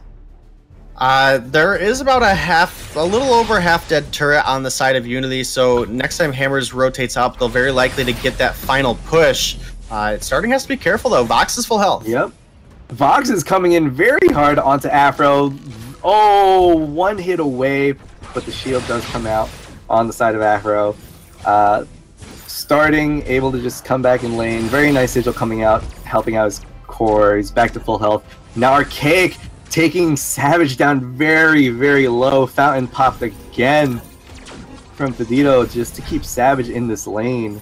Keep him farming. And now Archaic is up here trying to get this wave push, but he might get caught out. Koos coming in with the Heliogenesis, missing one of them, but still getting a little bit of poke damage onto Archaic. Archaic still coming out with some very nice aggression, forcing Arden back, unable for him to head back to base. Bulwark coming out as well. Solar Storm coming out and hitting onto Kestrel, but Glimmer Shots as well coming out. There's a lot of poke coming out here on the side of Hollywood Hammers, and now Fedito seeming getting pushed, and Koos getting caught out. It was stuck in between 3 of them, and Archaic, very nice pickup on the kill. Arden still in the jungle fighting Kestrel 1v1, but forcing himself back. Savage OG coming out from the back line, giving him a little bit of support, and Arden coming and getting stunned immediately into 3, getting taken down. There goes the sentry as well. Savage OG's under half health. Samuel is chasing, and it looks like Savage OG is going to get taken down right here. Wow, very, very nice ace coming out on the side of Hollywood Hammers. That extended team fight not working out for Unity.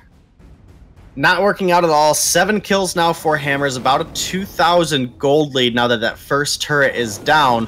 Goldmine is just about full as well, so we'll likely see the team start to turn their attention to that if they're able to pick up a couple kills. Let's see, starting an Archaic doing a good job splitting that ambient gold there in the back of the jungle. Tension Bow and Sorrowblade complete. Whoa, Arden jumping right onto to Starting, and Starting getting taken down half HP, able to get out the active camo, but the rest of Hollywood Hammers is taking out the gold mine, but Unity is looking to push very hard. Oh, that was a very unfortunate miss on the Solar Storm coming out from Koos, because if that hit, I'm pretty sure Starting would have been dead. And Starting able to fight these Heliogenesis, misses and gets hit by the core collapse, but nope, able to get out, get healed. The one-shot, one-kill, unable to connect on the Koos, but yeah, just some serious aggression after that gold mine pick. Hollywood Hammers knows that they can fight, they have a lot of sustain, and Savage OG just taking some more chip damage and poke coming from Samuel. And now they're forced back, unable to complete this push, unable to get the turret. Yeah, 3,000 gold in the pockets of Hammers now, and we can see that really on Starting specifically up 16 farm here in the lane, a little bit more as it grows, but he has 2 tier 3 items completed. Actually, Savage OG just did go back and buy his. So that was the little bit of a damage difference there. Looking into the jungle, though, it does look like Archaic will have this Broken Myth complete here momentarily, and that's really where Samuel's going to start to take off. Some very nice chip damage and poke coming in from starting, but Arden coming out with the gauntlet, and now everyone's stuck in the gauntlet under turret. But no, unfortunately, Kuz gets taken out very quickly, and now turret's getting taken down by Archaic. One more shot, it's gone, and there's another kill coming out from Unity, taking down Vox. Shield coming out from Arden, able to get away thanks to his boots, but very unfortunate Archaic team fight even might with that die here. One more hit. Yep, Archaic getting taken down. So it is a shutdown coming out for Unity for Arden's. Nice chunk of gold there, but very unfortunate team fight. Nice core collapse onto Afro. Afro getting chased down by Arden, but the Heliogenesis coming out from Kus, able to take out starting, but Afro's gonna just be able to taunt and walk his way out.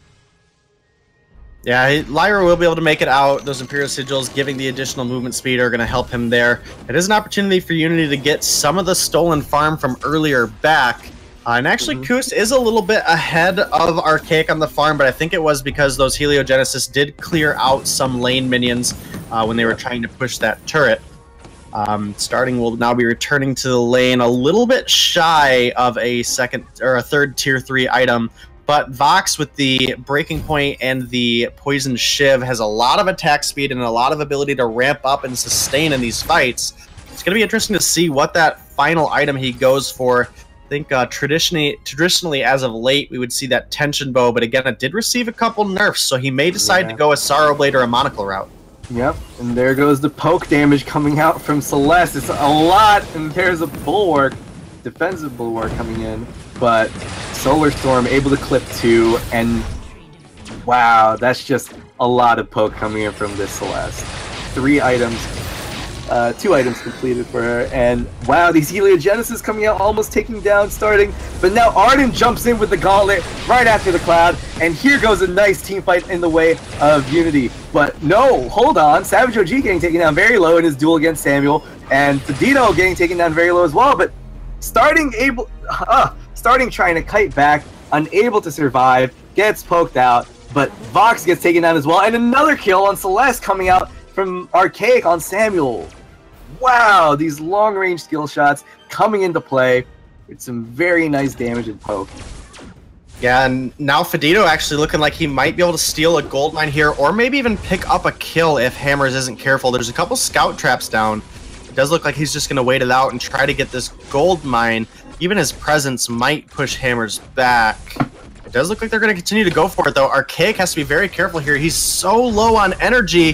One shot, one kill is going to come through and clean it up, though.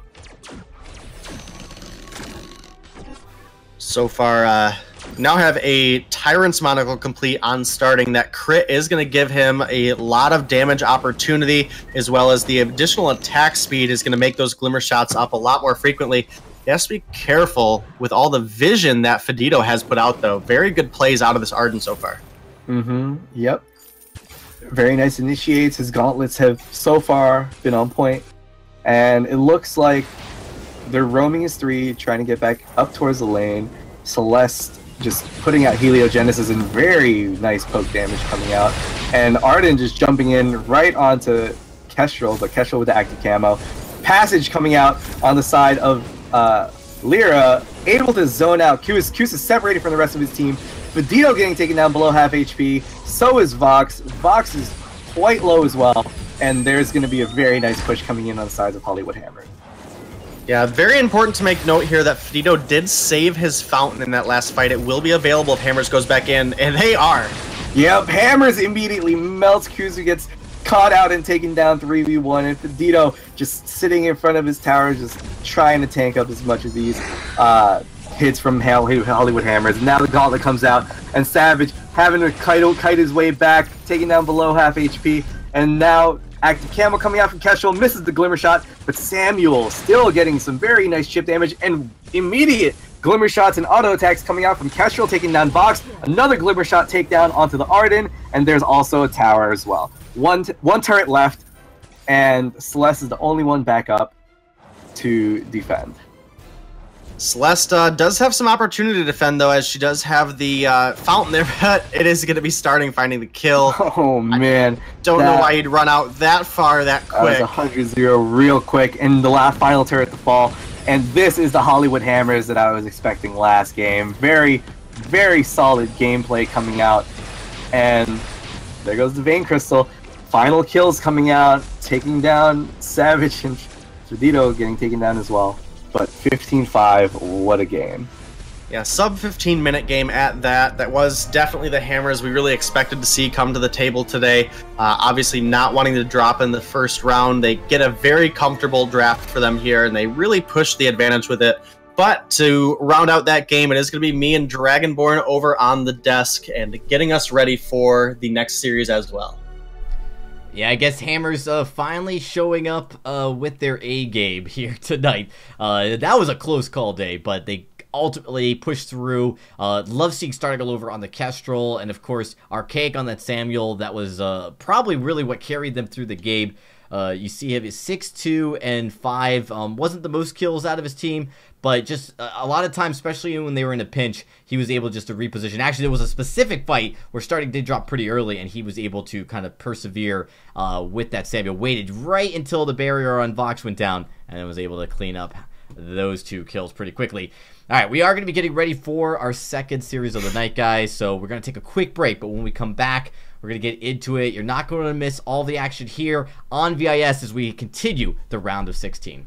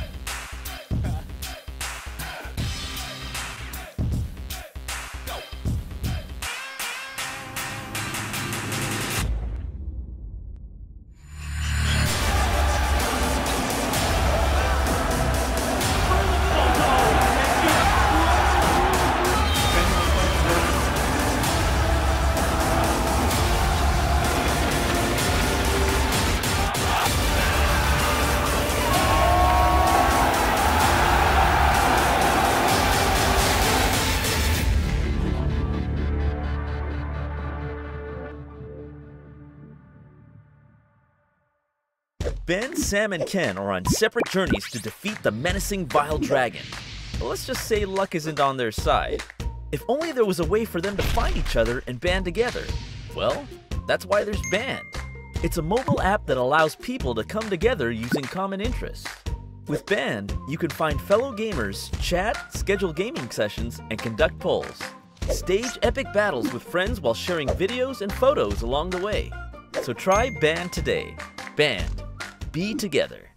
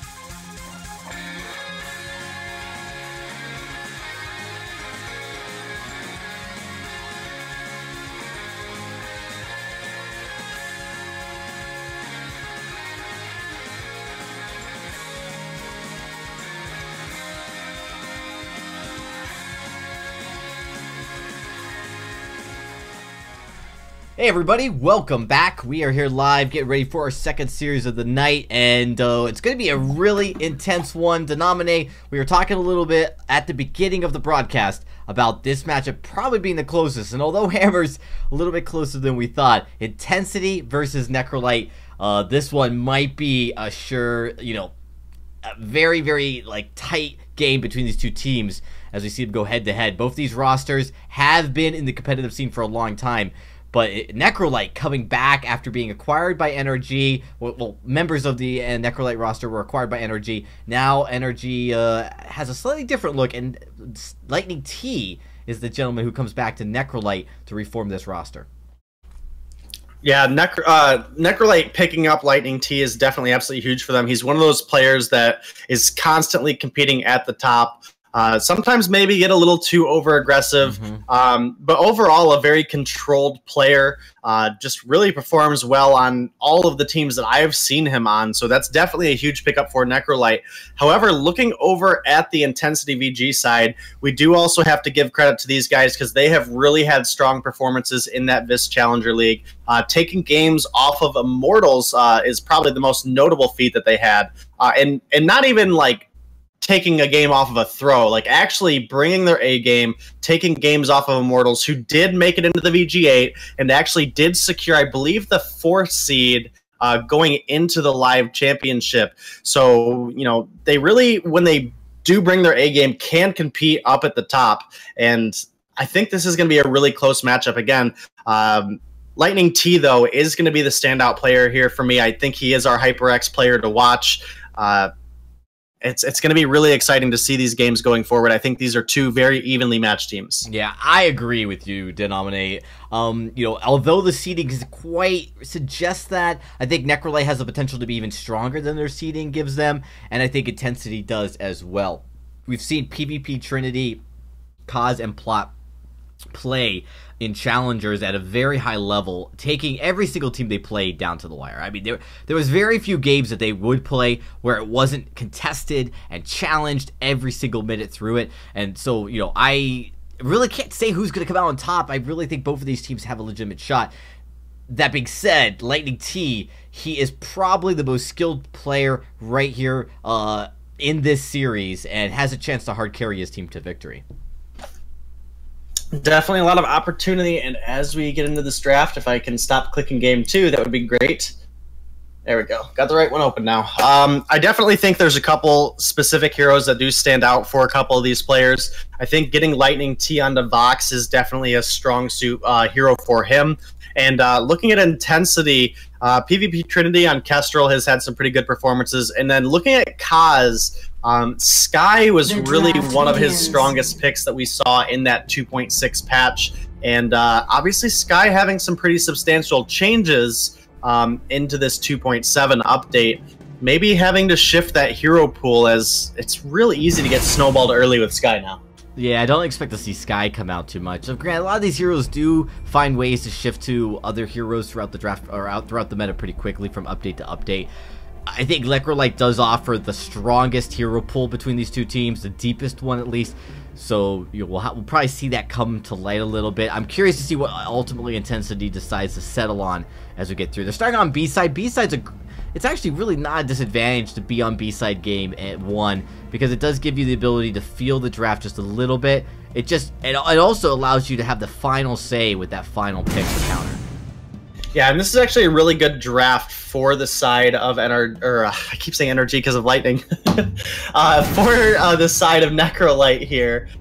They did ban away the Lyra first, which put Intensity in a position where they either had to ban away the Catherine or the Grace, or potentially use a throwaway ban, which would have allowed them to get one of those heroes in return. So when that Lyra is the first ban out, I almost think you have to let the Grace and the Catherine through just so you can get one of them, because this draft, with only one hero picked, is already looking good for the side of Necrolite. Yeah, it's not too bad. I mean, Grace has been that hero that if you could let slip through the draft, you're always going to want to pick up here. Taking out Lyra means the only healer available is Adagio. We just haven't seen Adagio played too regularly. I think we saw one game so far in the VIS Pro where Adagio was picked.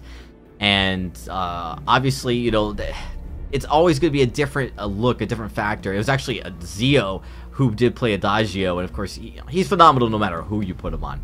Intensity is taking actually a lot of time here, and it looks like there may have been a slight problem, so we're going to have to reset this draft. The draft begins. Alrighty, well, we should expect to see a Lyra Catherine Grace here come out hopefully pretty quickly if all the players are connected. Looks like we might still have some connection issues for the side of Intensity. This does happen. We are unfortunately using a third-party client for the draft, so it is not built into the game. It is outside of the game, but definitely a useful tool that has been provided. Yeah, I think we still have some connection here. Yeah, we're looking to see if it can. There's a B-side connect. Yeah, we're gonna do one more quick reset, guys. There's no penalty at all for draft overtime, at least not in this league. So we do want to make sure everybody's got an opportunity to get in here. Looks likely just a disconnect. Yeah, hopefully we'll get them back in here.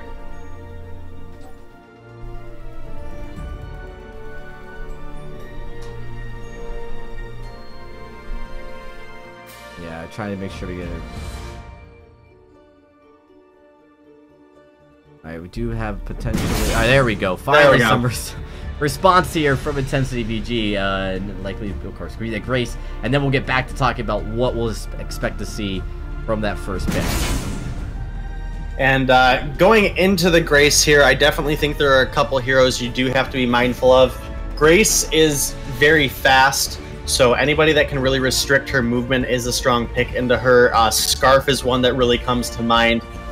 Or you could go the route of just, if Grace is going to dive, we're going to blow her up. Kestrel, Weapon Kestrel at least, can be really good into Grace. I think Crystal Kestrel is just a little too dangerous unless if you can bait out the trap. Glaive is a really good flex pick here, so that is very smart. This is something that we've seen PvP Trinity play a lot, so definitely a pick that will likely go into the lane. Does provide some flexibility again, though, so this could potentially rotate down into the jungle if we wanted to see either a lane Scarf, or maybe even if we needed to see a Captain Glaive. That is a possibility, too. Coming into the second round of draft, I think you have to either consider the Vox, and that is what is going to come out. Again, Lightning T, a very proficient Vox player, so I think taking that off is probably the smartest. I think Idris, now that you have the Glaive on the table, is a little more risky than if you would have gone with a squishy pickup. So I think this is a really smart draft so far coming out of Intensity. Yeah, I mean, you give up the Grace, but you've got the ultimate flex pick who can go lane, jungle, or captain, and that really forces Necrolite now to think really hard. And it also means that Intensity's not going to really show their hand, even with the second pick, and it gives them the ability to really assess what Necrolite throws at them before finally determining their carry positions. Yeah, and I think taking off the Scarf here is a really smart pick. Scarf and Glaive can be an incredibly deadly combination. It is just going to be the Arden, the safe Arden pickup locked in here. Again, we still have the flexibility out of this Glaive. If we decide to go with something in the lane, the Glaive can go in the jungle. Double Weapon is still possible. Tension Bow did receive some nerfs, but it is still 10% base pierce, as well as that upfront brunt damage from the proc of the Tension Bow. So that is a possibility that Necrolite has to consider as well when picking these two picks. If they do go with the double squishy composition, that is going to make a double weapon composition look just that much more appealing to the side of Intensity. So yeah, I think a Kestrel is a pretty safe pickup here for Lightning T, though. Or go the Idris. I'm not sure I'm in love with it, but Idris is still a pretty strong pick. It'll probably be Crystal in this 2.7 patch, though. Yeah, I mean, it could go either way, but we've seen the Crystal Idris path finally become a more competitive decision play by a lot of these teams. Again, the flexibility, though, is nice, because now you can pick another flex, and then you can kind of decide how you want to go those two different paths. A Kestrel, for instance, you could see Idris Kestrel. It's a lot of poke, and you don't really know if you're getting Weapon or Crystal for either of those until later on. Blackfeather's going to be it. I like this, so Blackfeather just... That's likely going to be a jungle Blackfeather. I don't really think Idris gets enough gold in the jungle for either path, really. So I think we know where the heroes are going to go, but I think they can both flex either Crystal or Weapon regardless of where they go. So keeping that flexibility alive there but I'm pretty confident this should be a jungle Blackfeather here. So going into this last pickup, with the lineup that we have put together here, Krull is good into Idris and into Blackfeather. We do have to be worried about that Holy Nova from Grace, though. And instead it is a Celeste, so that'll likely be a jungle Celeste here with PvP Trinity on that lane glaive. Yeah, and the Celeste is a great pickup because the zoning from the Heliogenesis can make the Blackfeather's time a real nightmare. In addition, those core collapses are great at stopping the kind of that bursty front end jumping in on you that Blackfeather could do. He'll try to burst you, but if you get stuck there for too long, you get trapped inside a couple of those stuns, it's going to be a problem. A lot of CC actually is on Intensity's side. Blackfeather's normally very good at navigating through that, but he might run into some problems if there's just too much combo together. Yeah, and again, I do think that the Crystal Idris makes more sense here. I think into the composition that is put together on the side of Intensity, the weapon Blackfeather just clearly makes more sense. I think that's really their best route for a victory here on the side of Necrolite. Again, Glaive, very good into Idris. Just Idris is a lot better into squishy heroes. He is a very assassin-style hero. Whether it is the Crystal or the weapon route, he doesn't really look to burst down those squishy targets. Those chakrams, as the Crystal route, can do a huge amount of damage. So, you know, that's going to be a little bit of a vulnerability for Celeste more so than Glaive. If Celeste is sitting there and it casts an ability as a chakram comes out, it is very likely going to result in both passes of that chakram chunking away that Celeste's health. Yeah, absolutely. Well, looks like we're about ready to get into this matchup between these two teams. I like both their drafts. I think there's a lot of merit to them. What's going to be the biggest thing to look for, you know, with each team day as we get into this game? Well, I think a synergy base Intensity should have a little bit more of that here now. FPG, Standing Solo, and Lightning T are players that are familiar with each other, but it's been a little bit of it's been a little while since they've played together on a competitive standpoint. So there might be a little bit of a struggle there in the just the raw fact that this Intensity lineup is a team that's been together. They've been playing together through the Challenger Series. They've had very good performances together as well. So I think we will see a little bit more organized fights, at least in the early game, out of the side of Intensity. But again, the skill that Necrolite brings to the table is pretty huge. All right, well, we're jumping into the game here. Game number 1 between Necrolite and Intensity VG. All right, wow. Already starting out with a little bit of an invade coming in from Standing Solo. And Plot is just wasting away on Grace, but Grace able to tank up pretty hard. But now there's 3 nice afterburn coming in from PvP Trinity. Grace is in a lot of trouble here. There's first blood. That was very confusing to me, at least, as to why that happened. Failed jungle invade, but yeah. Well, that is typically what we see Graces do, but PvP Trinity made a very smart rotation down, used that afterburn to put Standing Solo even further into the jungle, and that's really where Kaz was able to get those infinite basic attacks through and clean up some additional... Oh man, hold on a second, but we have some more aggression coming in with Standing Solo, just trying to man-fight PvP Trinity while hitting creeps in the lane along with FPG on this Idris. Plot coming up with a little bit of support, but yeah... So far, a little bit of aggression, not as much as last game. As I'm saying that, Standing just jumps right in, and FPG follows up. But to be honest, Arden and Glaive, even at this early point in the game, Arden's super tanky, and Glaive can even do a lot of damage, and his and some more aggression coming in. It's just more man fighting. While yeah, it's very back and forth. Very back and forth. I think. Going into the late game. Oh, hold on here. Oh, nice afterburn into a core collapse. But 3-man stun coming in from Standing Solo, but it's not able to come up with anything unless Blackfeather's able to come in with a kill. But nope, these Heliogenesis able to keep them zoned. Very nice combo coming out from the side of Intensity. Yeah, and this is what I was talking about here going into this game, is I really think Intensity just brings a little bit more synergy to the table just because they have been together for so long. That was a really good chain stun out of PvP Trinity and Kaz. Maybe a little too much aggression here out of the side of Necrolite this early in the game. Yeah, Necrolite, to be completely honest, our Idris does need items. And some more, and another hero kill coming out. Celeste able to pick off the Black Feather in the jungle, but also dying for it. Now, there's just a lot of aggression early. A one-for-one trade there for the Celeste and Blackfeather actually isn't terrible for Intensity, even though it was a little bit of a bounty going over to the side of Necrolite.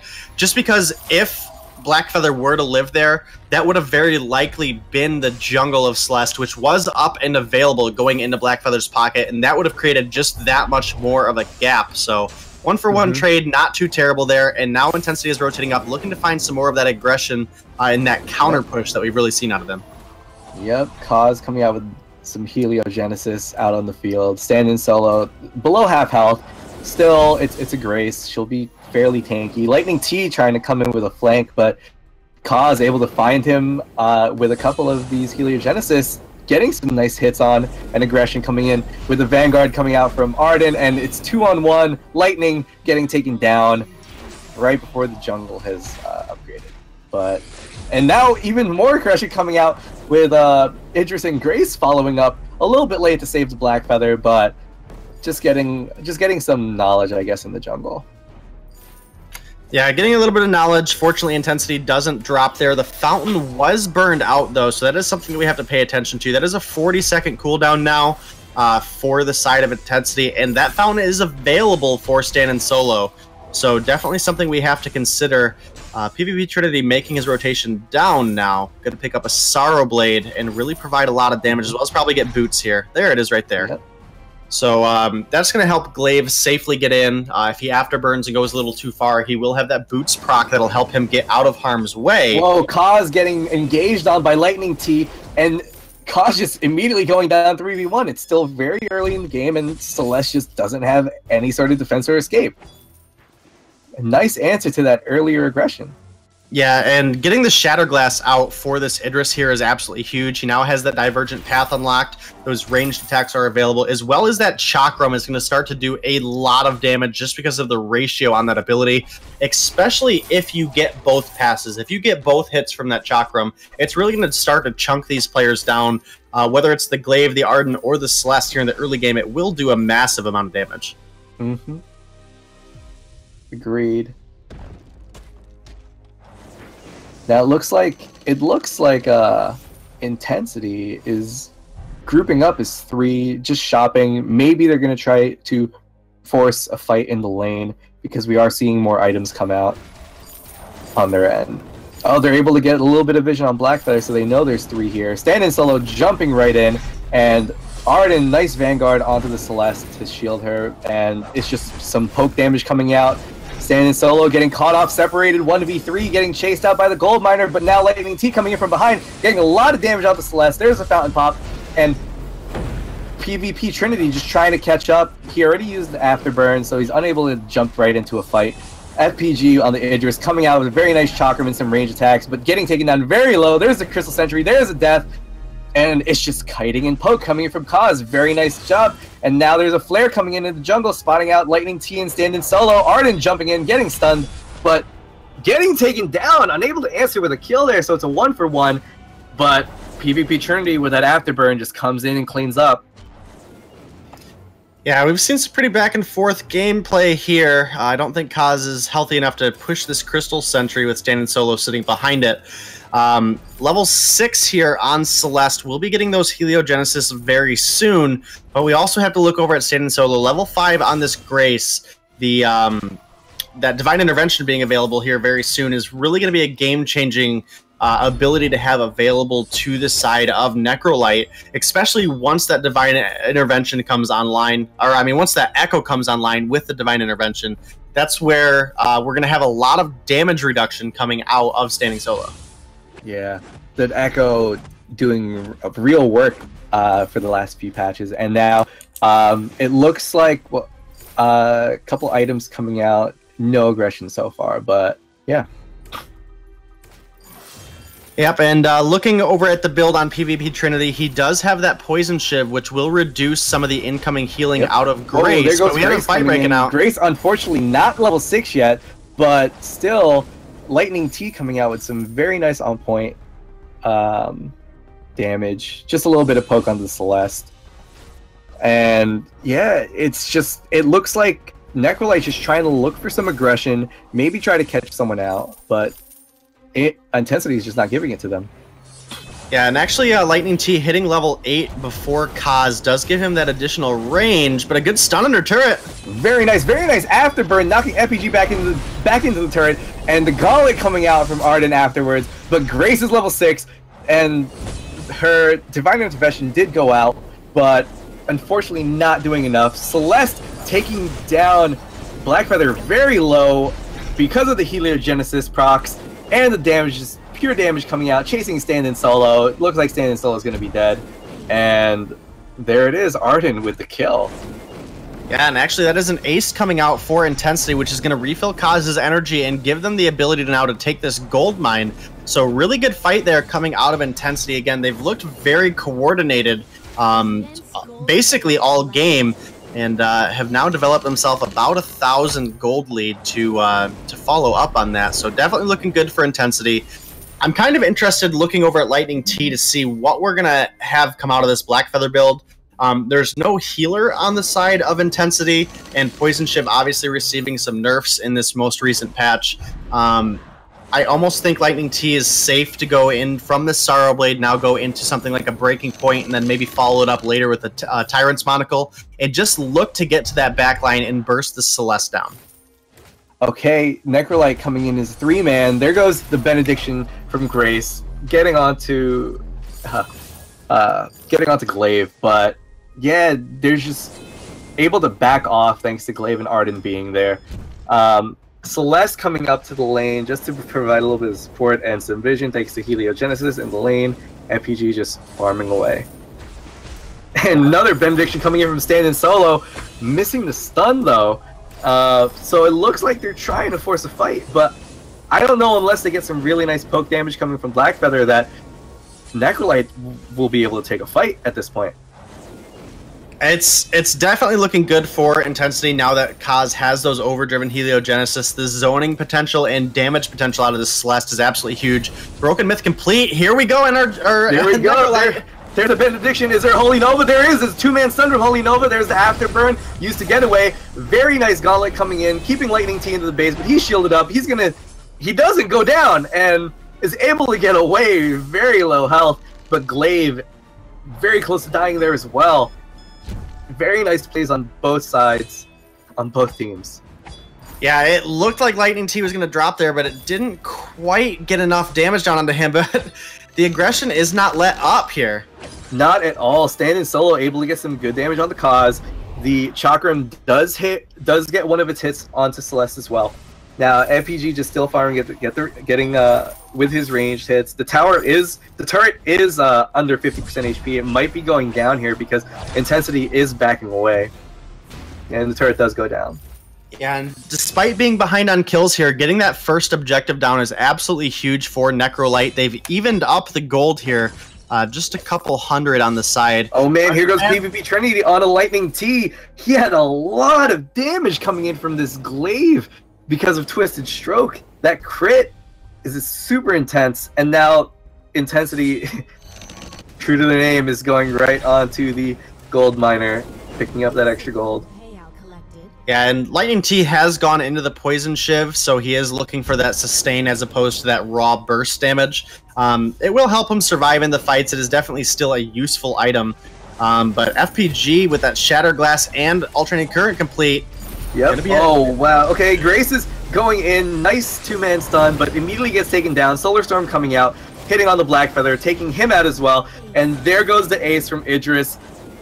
I kind of don't see what Necrolite was trying to do there with Grace just kind of man-fighting, and it's going to result in a turret, maybe 2, on the side of Intensity. It should be 2. This ace wave is large enough, and Celeste does so much damage to objectives that that's going to be a free 2 turrets going on over to the side of Intensity. And just like that, we now have a 4,000 gold lead sitting in their pockets. And that's really where you want to be on Celeste, especially working towards probably a Frostburn for the next item, just to give the team a little additional utility. That slow is absolutely massive, and We see the amount of shield prioritization out of both FPG and Lightning T here. They really don't have much of anything for armor, so really respecting Kaz on this Celeste pick. Yep.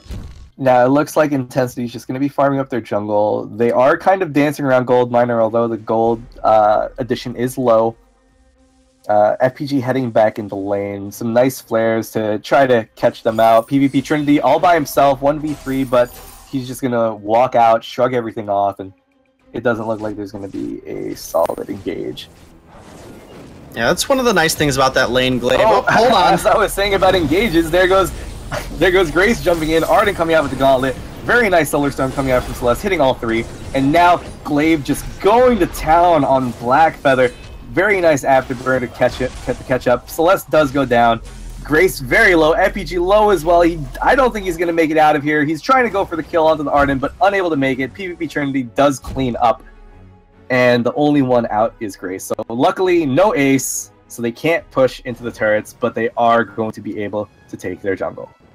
They are going to be able to take the jungle, and that's going to be just more gold funneling into the pockets of Intensity here. Again, I don't like the Idris pick into the Glaive, and actually getting stunned up underneath the Crystal Sentry here. Whoa, that might be bad news because PvP Trinity is dropping very low, and it doesn't look like there's any fountain for another 12 seconds. Stand in solo chasing, but it decides to back off instead. Yeah, I think having Kaz still up was definitely a bit of a risk if he were to continue chasing there. If he runs into a bush and gets stunned up, the amount of burst damage that Glaive can turn around really quick is just absolutely absurd, especially with this level 11 infusion. But will Plot be able to get this steal here? Ooh, whoa, Celestial with the Solar Storm. That was some really nice work gone on the side of Arden, able to keep Necrolite on their toes just by showing. They were fighting scared at Goldmine, even if it's just showing by himself. Yeah, and giving the vision on the Goldmine there is really what went so well for Plot and the side of Intensity. He kept vision on it long enough, the snipe was able to come through, and that's a good gold payout for them. You know, giving away gold to Necrolite here is just another opportunity for them to get back in this game. So really rubbing it in their face, just preventing that additional income. The Frostburn is now complete for Kaz, who is sitting up pretty sizably in the CS advantage here. But oh wow, my goodness! Standing solo with a nice chunk of damage coming into Kaz, but FPG getting taken out by the afterburn into the gauntlet coming in from Arden. So that ultimate's going to be down for this next team fight, but they don't need it. They're going to try to go for Kraken. Celeste is just going to zone out the rest of Necrolite, and they're not going to be able to do anything here unless they try to snipe it at the end, but flares coming out, giving decent vision, as well as these Heliogenesis. I don't think Lightning T is going to be able to do this.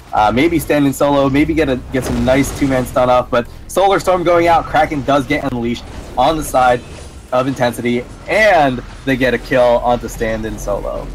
As well as Lightning T going down immediately afterwards as well. They tried going for a steal, and they paid for it. Yeah, and both the Echo and Gauntlet for Plot are on a 80-second cooldown, so you know, that is something that's not going to be available to them in the next fight, but they will both be available at the same time, so we'll be able to see that double Gauntlet come out when it is available. Again, just look at the minuscule amount of damage FPG does. Hold on a second, but PvP Trinity going in on FPG, just straight under the turret, almost into the Vein Crystal Defense turrets, and just taking out FPG in a few strokes. Now Kraken beating down on these turrets. I don't think Necrolite have it in them to defend against this. They are trying to take a fight. Blackfeather almost immediately goes down, is able to heal up thanks to the fountain. Grace coming in, trying to do what Grace does best and disrupt this team fight, but it's not going her way at all. Stun coming out, blocked, but FPG unable to get Intensity out of his base, and this Kraken is hitting this Vein Crystal, and it's gonna go down. Yeah, it's gonna go down. First game's gonna go to Intensity. Yeah, really well played by them. Again, I think the Idris pick was way too risky into an Arden and Glaive that are already picked. They do find one more kill right there at the end. Not soon enough to pad their numbers, but that is game number 1 going over to Intensity. again, they just played as such a tight-knit group. They've been together for so long that the synergy was just pretty clearly in their favor that whole time. And that's game number 1, Intensity, with a huge performance. So we'll be jumping over to the desk as we get ready for the next game with me and Dragonborn. Yeah, this game was intense. Let's start off with just how Intensity played throughout the whole game. I mean, we obviously saw a few objectives go the way of Necrolite, but very quickly, Intensity just was able to counter with very aggressive, decisive decision-making. You were talking about, Dave, the synergy. Synergy, such an important aspect when we start talking about team fights, because they just know where each other are. We saw incredible blocks. I mean, a lot of props going out to this team, to Plot specifically. He held this team together. PvP Trinity on this glaive as well. When he decided to go in very fast, like just, stutter stepping perfectly, and Kaz on the Celeste, there's a lot of good things to say about how Intensity played down the stretch. I really think they had the advantage from the draft in particular. Again, we had a really tanky composition locked in, both the glaive and the Arden, which functioned very well into Idris, and then Necrolite still picked Idris. It just didn't make sense to me. We saw the amount of sheer damage that Glaive is able to do when he gets to Idris. Idris, very low health pool, and Glaive, very high damage. It doesn't make sense, especially, the Crystal Idris wants to fight from range. It's such a quick gap closer, that Afterburn coming out of Glaive. And again, that synergy coming into play. Every time an Afterburn came out, there was usually a core collapse right at the end of it. And then the double gauntlet from Plot really burning out a lot of those blocks and then trapping people in was absolutely huge. It really was. And in those later team fights, it wasn't even close. Like, Intensity was just completely jumping on and chasing Necrolite through every bush, and all the way back to lane. It just was too much. And Necrolite, really surprised. Lightning T did not look like he was in his comfort zone, and this is something we definitely need to keep an eye on when we get into game number 2. I think part of that comfort zone comment there is that Lightning T just performs better in the lane, and he is playing in the jungle, or at least he did that last game. They may look to switch it up here going into game number 2. Again, I really just think that's where Lightning T shines the best. So getting into draft number 2, I keep clicking the wrong ones, Dragon. I don't know what's up with me today. No, it's all right. We're getting into it. And as we jump in, Intensity, of course, moving on to A side. This is where you've got to be a little careful, because although we saw the Grace come out on A side for Necrolite, I felt like Intensity with that flex click and the glaive played out the draft better from there, right? They really kept Necrolite guessing and trying to figure out what was going to happen, and ultimately, they were able to get something they felt really good with. Mechanically, though, Intensity looked great in that game. I have so few complaints about how they played, other than that first 4 or 5 minutes when they lost that first turret. Yeah, and I think there's definitely a lot to be said that mechanical skill will only take you so far, and that's really where synergy takes over. And that's just something that Intensity has the edge on going into game number 2 as well. Taking the Grace off early, I definitely think we could have tried to pick up that Grace, because now you're left with the Lyra. Very strong pick still. Lyra is a good pick. I just think it's much easier to deal with than either the Catherine or the Grace. So it is a little bit of a trade-off there. They might not even go with the Lyra if they want to bait that Lyra out and then go with something that's really heavy siege. They are going to pick it up, though. I think it's safer to go with the Lyra, because you taking Grace off the heal is one of those things that you don't see Adagio picked. So, well, and then just as I say that, hey there. Adagio is picked. And actually, I like Necrolite doing this, because I think with some of the changes in the meta, Adagio is starting to creep back in, and he's also a flex pick. Yeah, definitely flexible in the captain or the lane position. I just don't think there's enough gold for him to really be successful in the jungle, as well as all the lack of vision in the jungle makes it very easy for heroes with good gap closers like Kashka, Taka, Glaive, anybody you might pair up against him in the jungle that could really snowball him early. Even looking at a Crystal Kestrel, if you set up a trap and Adagio walks into it, it's too risky, because he doesn't have any way to get out once he's engaged on. Now, I'm actually surprised by this Cruel ban, because I was thinking Cruel might be a hero they would leave open and flex or use potentially in the draft, but they actually ban it, and that's interesting. you start to eliminate some of those heroes that with that buff are really potent. Well, especially Krull with his ability to gap close, both with his Shadows Empower Me and his Dead Man's Rush. It is a beautiful delivery system for that Gift of Fire if you do decide to run it as a carry Adagio. There are still other really good picks. I think Adagio plays really well with Glaive, as well as plays really well with Blackfeather and Jewel as well. So there are still options if we do want this to be a carry Adagio. You just have to use this B draft now. The Scarf is banned away. So you have to use this B draft to provide that flexibility. Pick something that doesn't reveal 100% what you want to play. And that's definitely something that can be done. And there's the Glaive again. So I do think Glaive functions well with Adagio because of that delivery of the Gift of Fire, as well as you can reposition somebody back into that Verse of Judgment. And that can be a pretty huge combo as well. Yeah, no, Glaive is a great pick here. It's also flex because Crystal Adagio does still exist somewhat. We did see Immortals playing it in the lane. Vox could be the pickup here. I think you round this out with something that can control that Glaive a little bit. You don't really have any crowd control, so you either go with something like a Baptiste that can lock him down, or you just stick with poking. Samuel... I think the Baptiste would be smart here, as you mentioned that, just because we have the Bright Bulwark. So if a Glaive does commit to a fight, there's a lot of opportunity to lock him down and let Vox really be the hyper carry that we know him as. It is going to be Kaz going with that Celeste again, though, so we do have the core collapse. I just don't know, without the additional chain ability, the additional stuns on the team, it might be a little bit more risky of a pick this time. I do think Celeste handles well into Adagio, but Glaive can be a huge threat for a Celeste, especially if she gets caught out.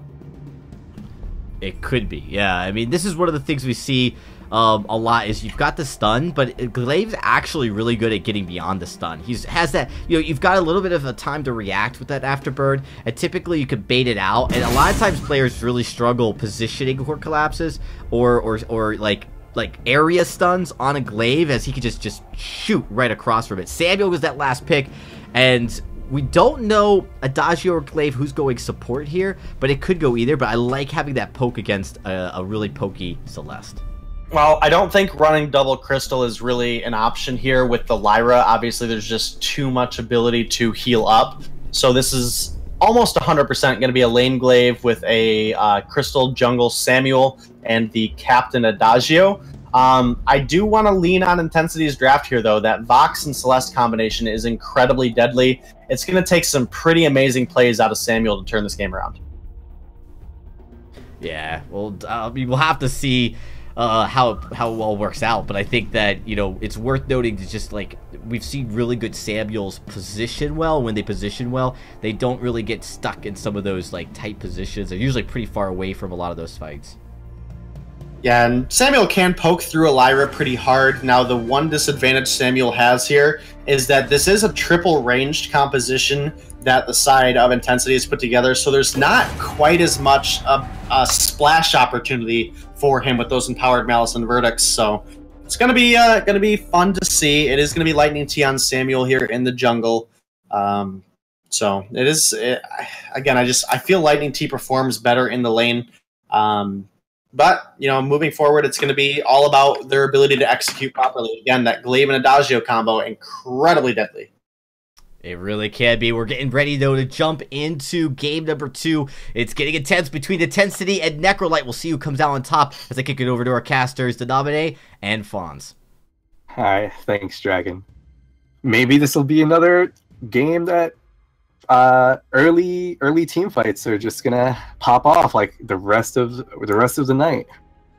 Well, I think specifically looking over at the side of Necrolite, I think the Glaive and the Samuel, once they hit level 2, is very aggressive, but Plot getting poked down very quickly here. Plot able to spot out the flank coming in from FPG, trying to cut him off, and now Plot's going back in, trying to catch out Standing Solo. PvP Trinity just getting some chip damage on him. Cause as well, forces out the afterburn, and FPG and Stand-In are just going to be able to walk out after taking some chip damage. Trinity's going into lane. Plot's going to help out with the jungle. Cause loses a Treant, but able to come back. Putting out some Heliogenesis. There's a Dark Cloud coming in from Lightning T, able to force out Plot and Cause, getting that level 2 early, thanks to actually farming his own jungle. Yeah, and that rotation out of Necrolite was actually really good there because he did, FPG was able to steal away one of the back farms and then was also able to get that Treant, which has a lot of experience, so definitely a little bit of an edge. He will miss out on a little bit of lane farm to do so, but it's pretty negligible to miss out on one farm to prevent that Celeste from coming online the way she did last game. Yep, exactly. And here is the positivity that comes from taking that jungle. Stand-in solo and FPG were level 2 before Plot and PvP Trinity hit level 2. They're still able to aggress and farm even under the threat of the Vox and Lyra. Yeah, it's actually really easy for a Glaive to sustain against a Vox, but just like that, we have an engage. Oh wow! Come in! There goes Plot. Plot gets down, very low. Stand-in solo also getting taken down very low. PvP Trinity got taken out at the beginning of that fight. FPG just still farming, and stand-in solo getting taken down. What happened there? I looked away for 1 second and immediate engage. Cause able to get some very nice heliogenesis damage out, but FPG just afterburns out. Says, leave me alone. Oh, but no, Cause is diving, getting in. All he needs is one more, but no, heliogenesis not overdrive, so he doesn't have that, but does hit the core collapse. Plot and Cause taking down extremely low. Stand-in solo, maybe looking to chase that, getting some nice burn damage on the PvP Trinity, but nope, unable to find any kills. Yeah, that was actually close. It was a really good play out of Kaz, actually. He's been really impressive on this Celeste. I do think just the late game potential of Intensity is a bit stronger than the side of Necrolite. So really Necrolite has to close out the game early here, but Lightning T very deep in the enemy jungle right now. Yep, exactly. Lightning T getting taken down to about 75% HP. FPG getting taken down very low as well, with PvP Trinity just chasing him out on this Vox. But now Cause is putting out some damage with the heliogenesis. I don't think he's going to be able to get away from stand-in solo. Very nice burn damage coming out from stand-in solo with Gift of Fire.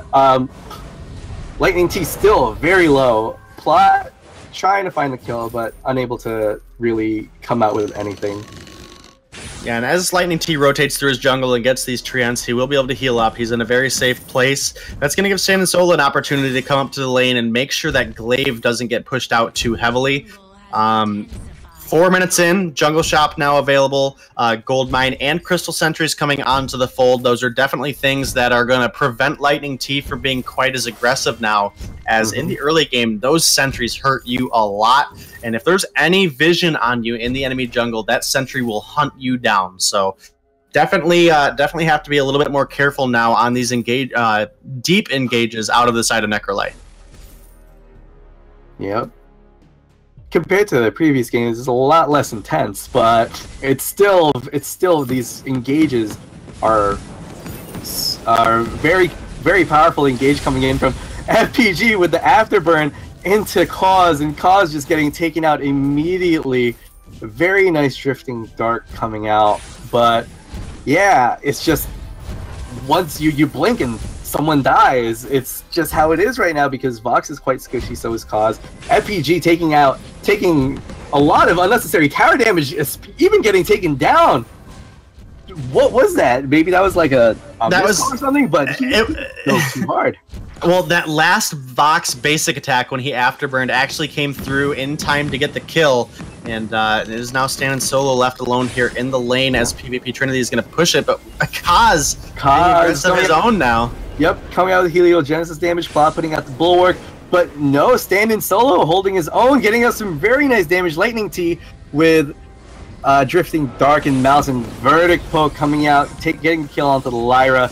Stand-in solo getting taken down very low, but so is Cause. Cause is very close to death. Lightning T able to pick up the kill. Vox able to take out Adagio in the process, and Lightning T coming out with drifting dark just to try to regen up, and so he does, taking out that Treant, and FPG with the pick onto PvP Trinity. Vox did not know what was coming to him.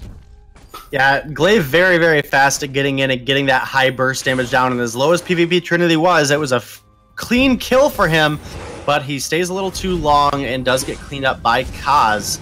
Yeah, Kaz coming out with some very nice damage. And there goes the Solar Storm, able to pick a hit onto Lightning T. Lightning T getting taken down very low, but standing solo on Dodgio able to heal him back up. But here we go, Kaz getting caught out, still putting out a lot of damage according to Heliogenesis, and the flares coming out from Plot on Lyra, but Dodgio is going to be able to walk his way out.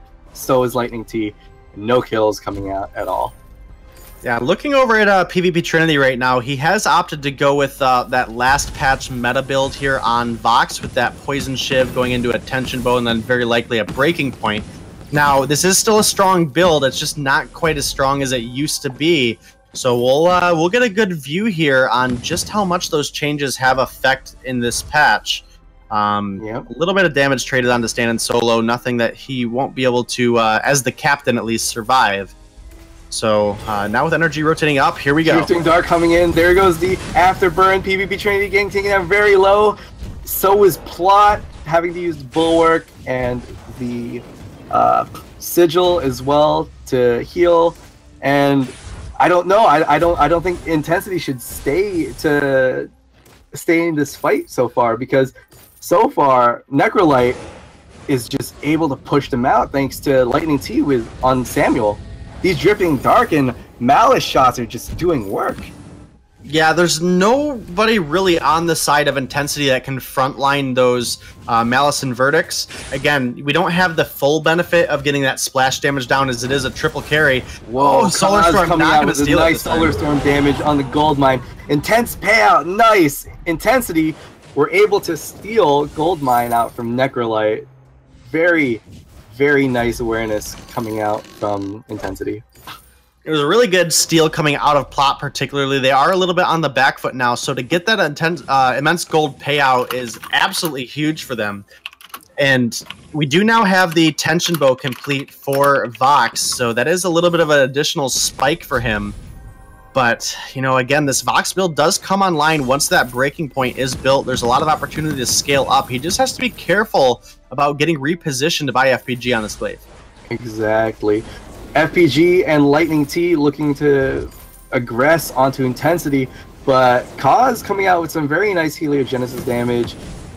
There goes Glaive once again, picking out one and forcing him out of the fight. PvP Trinity still in this fight, but gets taken down after taking the passage from Lyra. Plot almost getting taken out as well. Dodgio channels his ultimate, but ultimately whiffs it.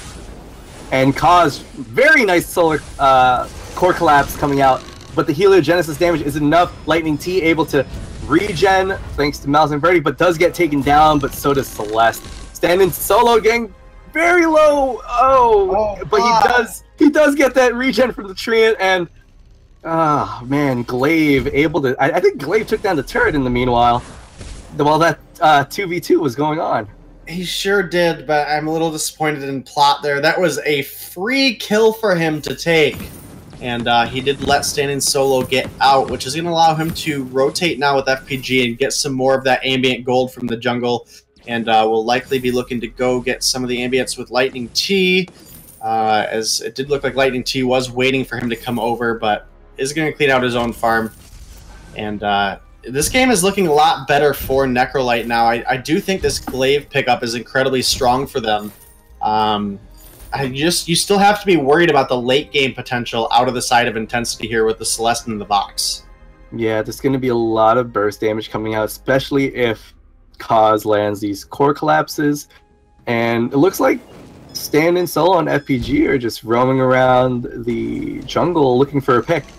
And they might just get it. Finding Plot. Plot puts down the Bulwark. Heliogenesis out to zone, but nothing to come out of it. So far, this game has really been looking in Necrolite's favor, and they are looking to start up this gold mine as well. Will Plot be able to get another steal off, though, Fonz? I don't know. There goes the soul.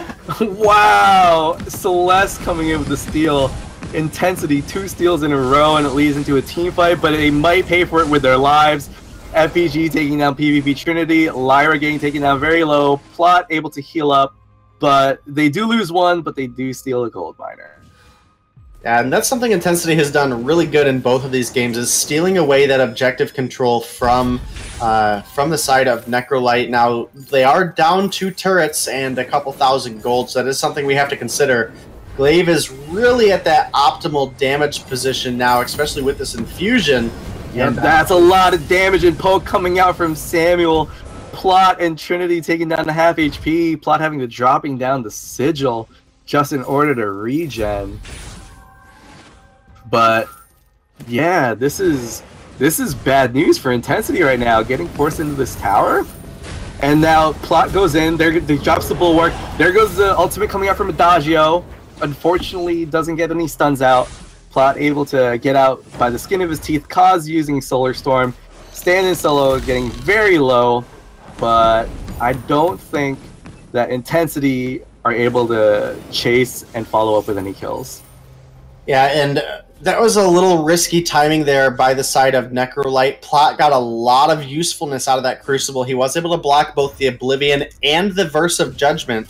So that is a good good block there out of Plot. Well, Kaz scouting out 3 of them with that Heliogenesis. Very nice 2-man, 1-man core collapse, and more Heliogenesis trying to get out some extra damage. Maybe see what he can do. Able to pick out Stand in Solo. Stand in Solo getting very low. Drifting Dart coming out from Lightning T. Mouse and Verdict able to chunk down Plot, but Stand in Solo getting taken down. FPG dives right in. There goes the Afterburn to pick off the kill onto PvP Trinity. Trinity's just getting forced in these fights by FPG. But another Drifting Dark and Lightning T continues to harass Plot. And he might be able to find this kill if he can find one more Malice Verse to connect, but the jukes out of Plot. Coming in from Plot. Nice sigil, good burst heal. Unable to Lightning T is unable to finish off Plot, and Kaz is coming in with some nice Heliogenesis damage. Unfortunately, misses the core collapse. He does have Solar Storm up, and it does go out. It lights up Lightning T, and he goes down. Impressive kill for Kaz, and now it's just some more chasing on the side of Intensity. FPG trying to dance around these Heliogenesis. Genocide, I guess, but yeah, these heals coming out from Stand in Solo trying to keep FPG up. Now Intensity are pushing onto this turret, their first turret. Whoa, that Afterburn just, I think, went the wrong way, but it leads into a Verse of Judgment coming from Adagio, but unfortunately Glaive does go down.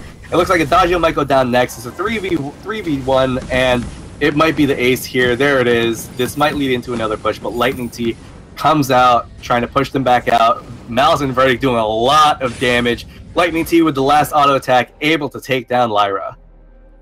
Yeah, and Lightning T has really been impressive so far on this Samuel, coming in off the back of the team losing out on that first turret there. That 5,000 gold difference is now sitting just a little bit under 2,000 now, so definitely some life being shown by the side of Intensity here. Again, Celeste now with 3 items, Fox with 3 items, as well as that Metal Jacket now will allow him to survive a little bit longer against FPG.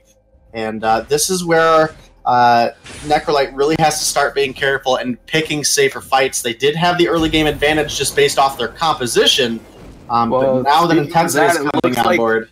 It looks like they're trying to dance around Goldminer because they know Kraken is up in 1 second, and now Kraken is up, so they're good. Both teams are going to be looking for a fight, maybe try to get 1-2 picks, and there goes Glaive with the Afterburn, pushing out Kaz, and now Drifting Dart coming in. Lyra getting taken down very low, comes out with a heal, able to stay in this fight. PvP Trinity, very nice damage coming out. Heliogenesis out for zoning, but the Mouse and Verdict coming out from Lightning T, still able to find Plot and pushing Intensity back. But yeah. PvP Trinity pushes forward. Yep, and now we have to worry that Drifting Dark is now available again. Yep, and it goes out. PvP Trinity's split from his team. Plot goes with him. Glaive forcing out Kaz. Kaz is about to die here, but so is Lyra. Lyra almost getting taken down. Nice passage to escape, but no, Lightning T able to pick up the kill. So it is a 1 for 2. No, it's a 2 for 0. Yeah. Glaive picking up the kill on top with the Celeste, and then Lightning T chasing out Plot. Yeah, it was a really good fight for Necrolite there. They were able to separate Kaz repeatedly, and actually the Solar Storm got burned out very, very early on, and he PvP is trying to steal the Kraken, but unfortunately not. He pays for it with his life. Not enough damage coming out, especially versus 3 members of Necrolite. I think we have to eliminate PvP Trinity from the stealing of objectives category and leave that into Kaz and Plot's hands. Leave that to Solar Storm. But yeah, here goes another Drifting Dark and Lightning T pushing onto this turret. Kraken coming in. I don't think that Intensity have what it takes to defend this turret, and there goes FPG with a nice juke over the wall to get Plot and force a displacement out of him, but Solar Storm comes out doing a lot of nice damage. Standing solo, getting taken down immediately once PvP Trinity comes back. Cause getting down some nice heliogenesis damage. The passage coming out of Lightning T uses the passage to go towards Intensity's base. Intensity groups up in order to use that sigil. One of them backs out. Plot just forcing Lightning T to back into the jungle because now Intensity has to defend their base from the Kraken. The Kraken already took down one turret, is taking down the next. Kraken might go down here to PvP Trinity. Lightning T still full health, able to go one-on-one against this Cause, missing the first mouse, but able to follow up with the rest. But no, not enough lifesteal to... Oh, wait, he might actually survive this. Mortal Wounds coming on, able to do a little bit of damage. The poke is missing from Cause. He's not able to land the last heliogenesis, and the shield from PvP Trinity is finally able to finish off Lightning T.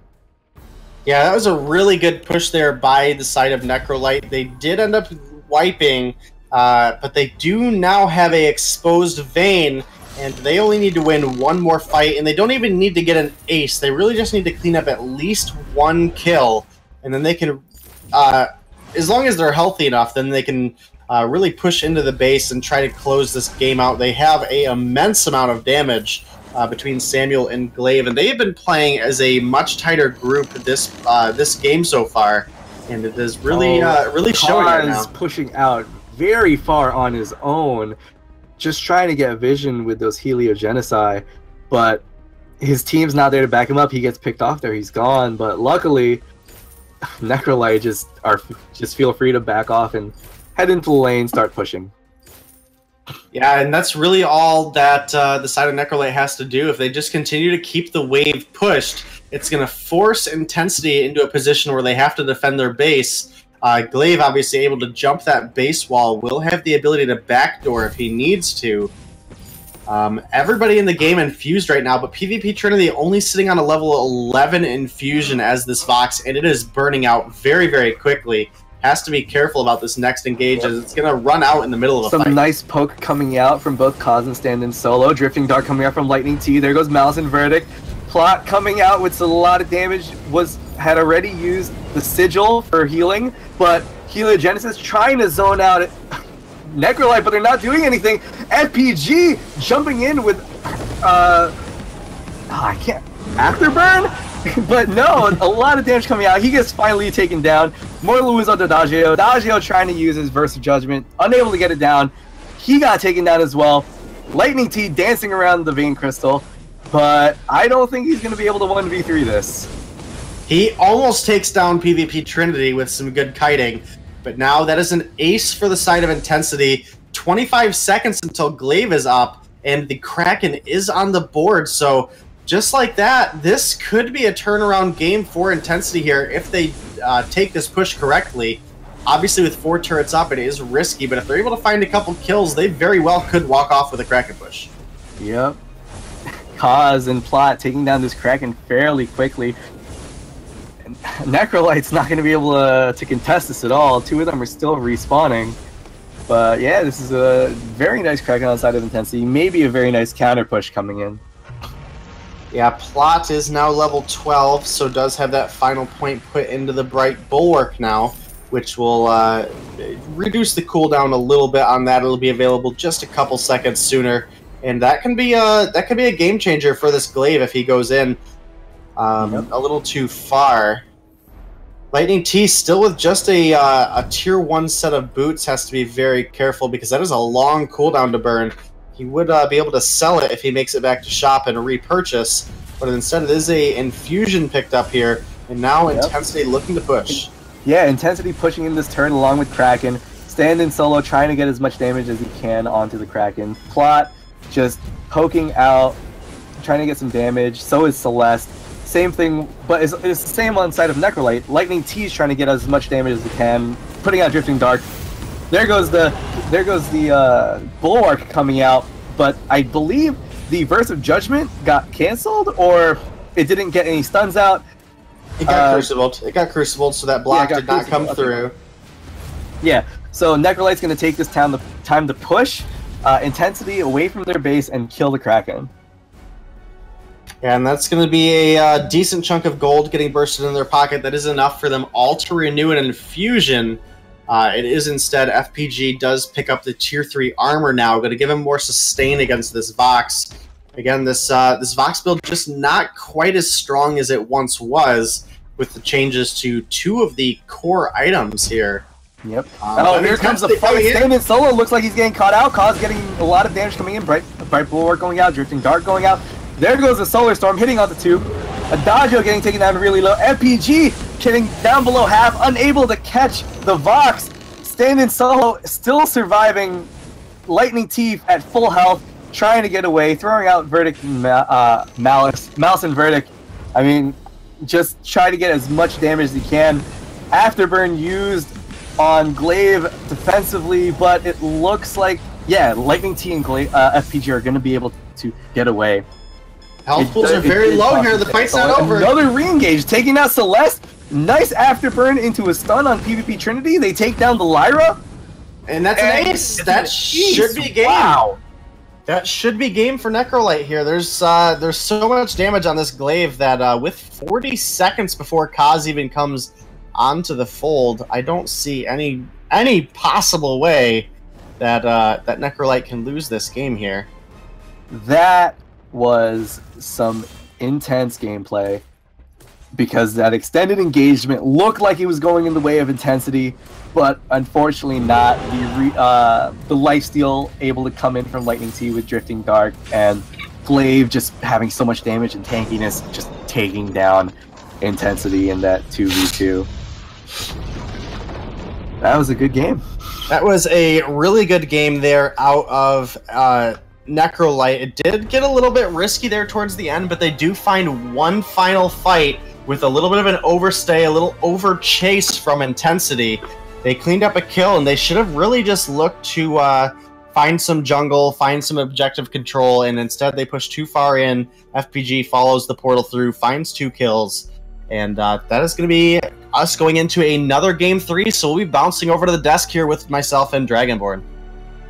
Yeah, and wow, what a turnaround, back and forth. This was like a ping pong match as these two teams duked it out. I gotta say, I mean, it really looked for a second there Intensity was coming back into this game. It just was that last team fight, and really great heads up by FPG on this Glaive. It's really been Glaive in both games, Denominate, that has seemed to be a very defining hero in these late game fights, because just making plays, repositioning the fights, and dealing a very high amount of damage. Absolutely. Glaive has the highest health pool of all heroes in the game right now, I believe. It's very close, I think, with Grumpjaw. But, you know, once he did get that tier 3 armor, he was able to survive a lot longer in the fights. And just the sheer amount of burst that Glaive can put out. The Afterburn comes in, gets the stun. You can follow it up with a Twisted Stroke, which is a guaranteed crit, as well as just the base sustain from those Bloodsong stacks and the Poison Shiv. Really gives Glaive a lot of potential to sit in that front line. It was looking like Intensity was making a comeback, and then again, just too much chase was really just a big throw at the end of that game. You know, when you're that low on health and Glaive is already back on the fountain, able to heal himself up, he's gonna come in and get those execute style burst attacks down, and that is gonna be the end of the game there for Intensity. And we are now going to be looking to fight for a victory here in game number 3. I mean, FPG does have that saving fight at the end there with Glaive, but overall, a much better full, complete team participation by Necrolite as well. We did see, Lightning T playing better this game. The compositionally wise, I really liked it as well. I thought that they had a lot of strengths, a lot of crowd control. Glaive just is coming into like this series as that hero that you need to either pick or ban, because his ability to change the fight or come back into a fight when the enemy team is very low is it's not really underestimated. I think both teams expect it, but it really is something that's been a difference maker in these games.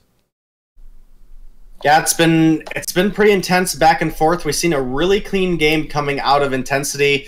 And this game started out really, really well for Necrolite. They were pushing their advantage early, and they were able to find a couple late game fights that really pushed it over the top and secured them a win. So I think going into game number 3, now that we have a couple games under NRG's belt, this third game is probably going to be the most contested game so far. Yeah, this is going to be a really exciting. Now, Necrolite may start to kind of clean things up here. We did expect a little bit better performance than game 1, and even in game 2, some sloppy engagements. They had a composition that basically could engage better than the side of Intensity, but a lot of props to Kaz on that Celeste, just able to get a lot of lockdown, and I'd be curious to see if we see Celeste come out for another game. It would be interesting to see Celeste come out for another game here. It would say a lot about the hero pool differences between these two teams. Obviously, it's so far, and we're not going off of too many games, but it does look that I keep saying NRG. Lightning T, you're throwing me off here, man. But it does look like Necrolite might be just a little bit more comfortable on a couple more heroes. So that could be a game changer going into this draft. If Celeste doesn't get picked up, how out of comfort is Kaz going to be here in the jungle? Well, we'll have to see. I like the draft forming so far here. I think Glaive was that hero that we talked about that you need to either pick or ban, and so banning it right out the gate, it does allow them to split the healers, and we see this often where there is a hero that's being a difference maker in the game, and you could just, you're okay with even trading the healers in this case. Scarf is going to be the ban. Intensity with Scarf off the board may consider a Celeste again. And actually, Necrolite needs to be a little careful. Celeste has been a really powerful pick here, and one that's given Necrolite a hard time. Yeah, I think taking off the Scarf is smart. I do think into most compositions, Scarf in the late game just functions much better.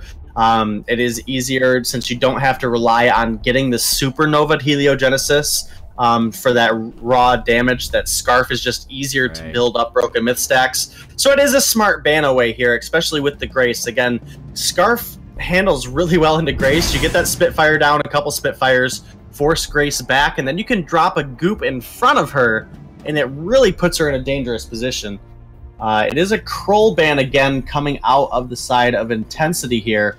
So going into this next, out of Necrolite here. So looking at what's available here for the side of Intensity, I think Kestrel is a strong flex pick that we could see, as well as Idris is still on the table with that Catherine, and Glaive off is a much safer pick, and there is that Idris. Yeah, we always like to see a laner picked in this spot because it gives you that counter position in the jungle, which I think is much more critical in these tight situations. Necrolite now, they have Vox. Lightning T can play Vox. He can play Ringo. He can play practically anybody. He can play Kestrel as well. And just like we saw with starting all over in the previous series, sometimes maybe just playing on something that you're really comfortable with can be probably the best thing when you're talking about a late night, a long series. You've been playing for over an hour now, and you just really want to be, at your best. And that is going to be what we see, likely to be on Lightning T. Well, I mean, it has been FPG in the lane, so it'll be interesting to see what this last pickup is. They do have 11 seconds of bonus time here, so they have a couple more seconds to think about what they want to do. I think you really have to get some focus on countering this Idris, and it is that heavy siege composition that we saw Hammers run earlier that comes out of Necrolite. This is a very high risk, high reward style play, Obviously, being able to push those objectives very quickly, as well as just a lot of frontline burst, can make it very difficult for Grace. I think if you are Intensity here, you pick up probably a weapon carry and let that Idris be a little bit safer on the back line. Idris diving in is kind of risky against a Samuel and a Kestrel, so I think you want Idris to have that range. But we do know that Kaz prefers those Crystal Junglers, and it is the Celeste again. So that is going to pretty much force Idris into a weapon situation. He is good into squishy heroes, but it being a Lyra, Kestrel, Samuel, once he goes in, that Bulwark is going to drop, and then he's going to be on that front line taking a lot of damage, so it is a little bit risky. And, you know, I really like Necrolight's draft here. And I think that this is something that they maybe predicted, was Kaz being so consistent with this Celeste pick allows them to think about it. We actually saw Hammers apply a very similar composition to, like, outpoke the poke, so to speak. And Necrolight, especially Lightning T on Kestrel, have a real strong advantage in this draft. Yeah, they definitely do. Again, Kestrel, Samuel's so good at pushing objectives. Even if you're not getting the damage on the objectives right away, you can force the heroes back very quickly, and that's what's really going to allow you that window of opportunity to really start pushing those objectives. Turrets drop incredibly fast to a Weapon Kestrel and a Crystal Samuel. Yeah, so for Intensity, I mean, we've seen Kaz play really well on this Celeste, but we've seen it 2 games in a row.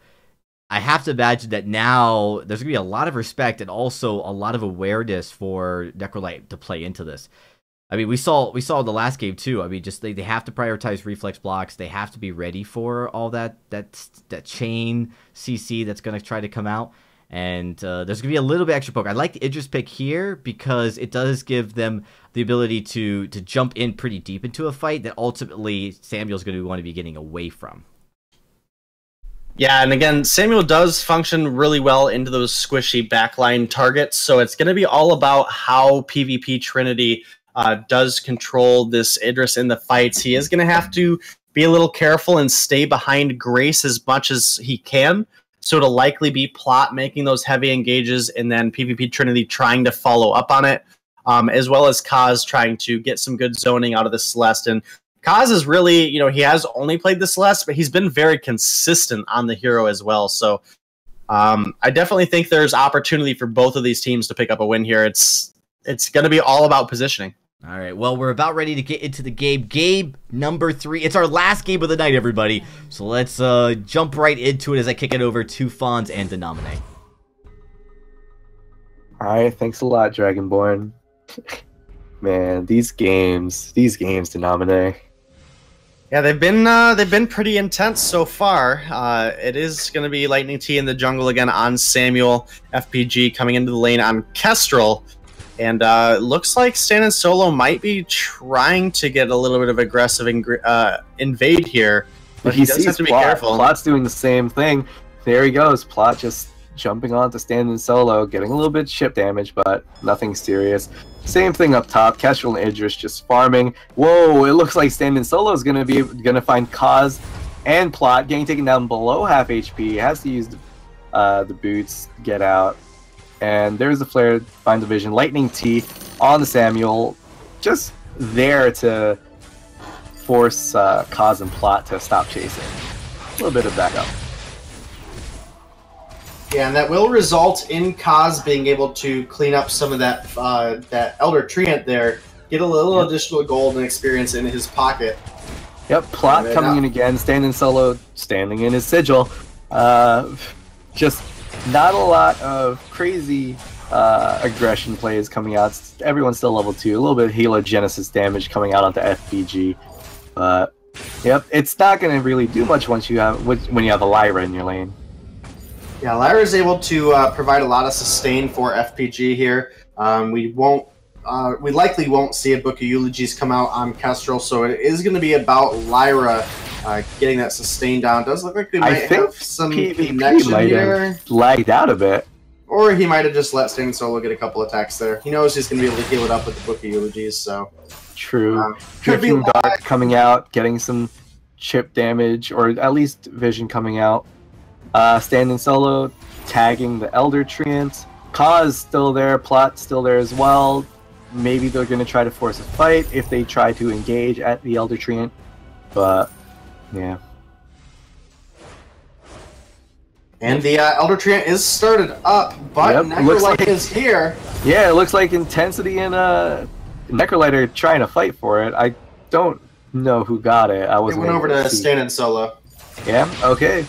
So, some nice experience coming in, a little bit of heal coming from Standing Solo. Plot just charging in, getting a little bit of chip damage. He has a shield, so he'll be able to shrug that off. PvP Trinity also taking some glimmer shots from Kestrel. And getting hit below half HP, but like you said, he does have the eulogy. Yeah, and Grace obviously not level 6 yet, doesn't have the Divine Intervention, but we're getting some good damage down on Stand in Solo here. We'll be able to heal it back up. Yep, Standing Solo. The Lyra, just a strong pick as a healer among all the healer picks. Lightning T coming out some very nice Malice and Verdict damage on the PvP Trinity. Drifting Dart coming out, Heliogenesis going out, getting some nice chip damage onto FPG, but Kaz getting taken down very low. Lyra putting down the Bulwark, trapping Plot, PvP Trinity getting damage as well. These Glimmer Shots are nice. Nice two-man stun coming out from Kaz, but Kaz gets taken down. That's first blood on the side of Lightning T. Very nicely done. They might be able to get another kill here, with PvP Trinity also dropping down very low. More importantly, that is going to be an entire jungle rotation going over to Lightning T out of the Intensity jungle. So, looks like we might have a disconnect here from Lightning T. Bad timing. Yeah, that's really bad because Kaz has found them. But no, they're going for Standing Solo. Lightning T is back. He's headed back to the base. Core collapse, Heliogenesis. Unfortunately, he dies. He actually really might have disconnected there. That's truly unfortunate.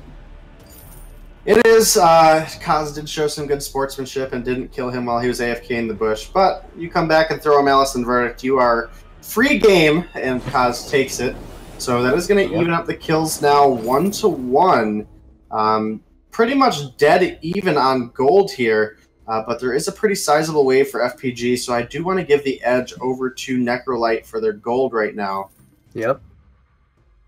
Yeah, so looking good for Necrolite so far. Their real win condition here is just to get Samuel into the lane as frequently as possible and get as much of that pushing power as they can.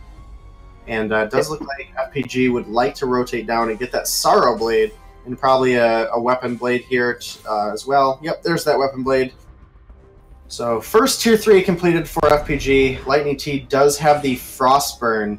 But now this is an opportunity for Necrolite that they could push this wave in, as both carries are down in the jungle. Yep. And whoa, Drifting Dart comes out, Malice and Verdict going out, Bulwark going out, Plot getting taken down very low, Glimmer Shot almost taking him down. Unfortunately, not enough to kill this Grace.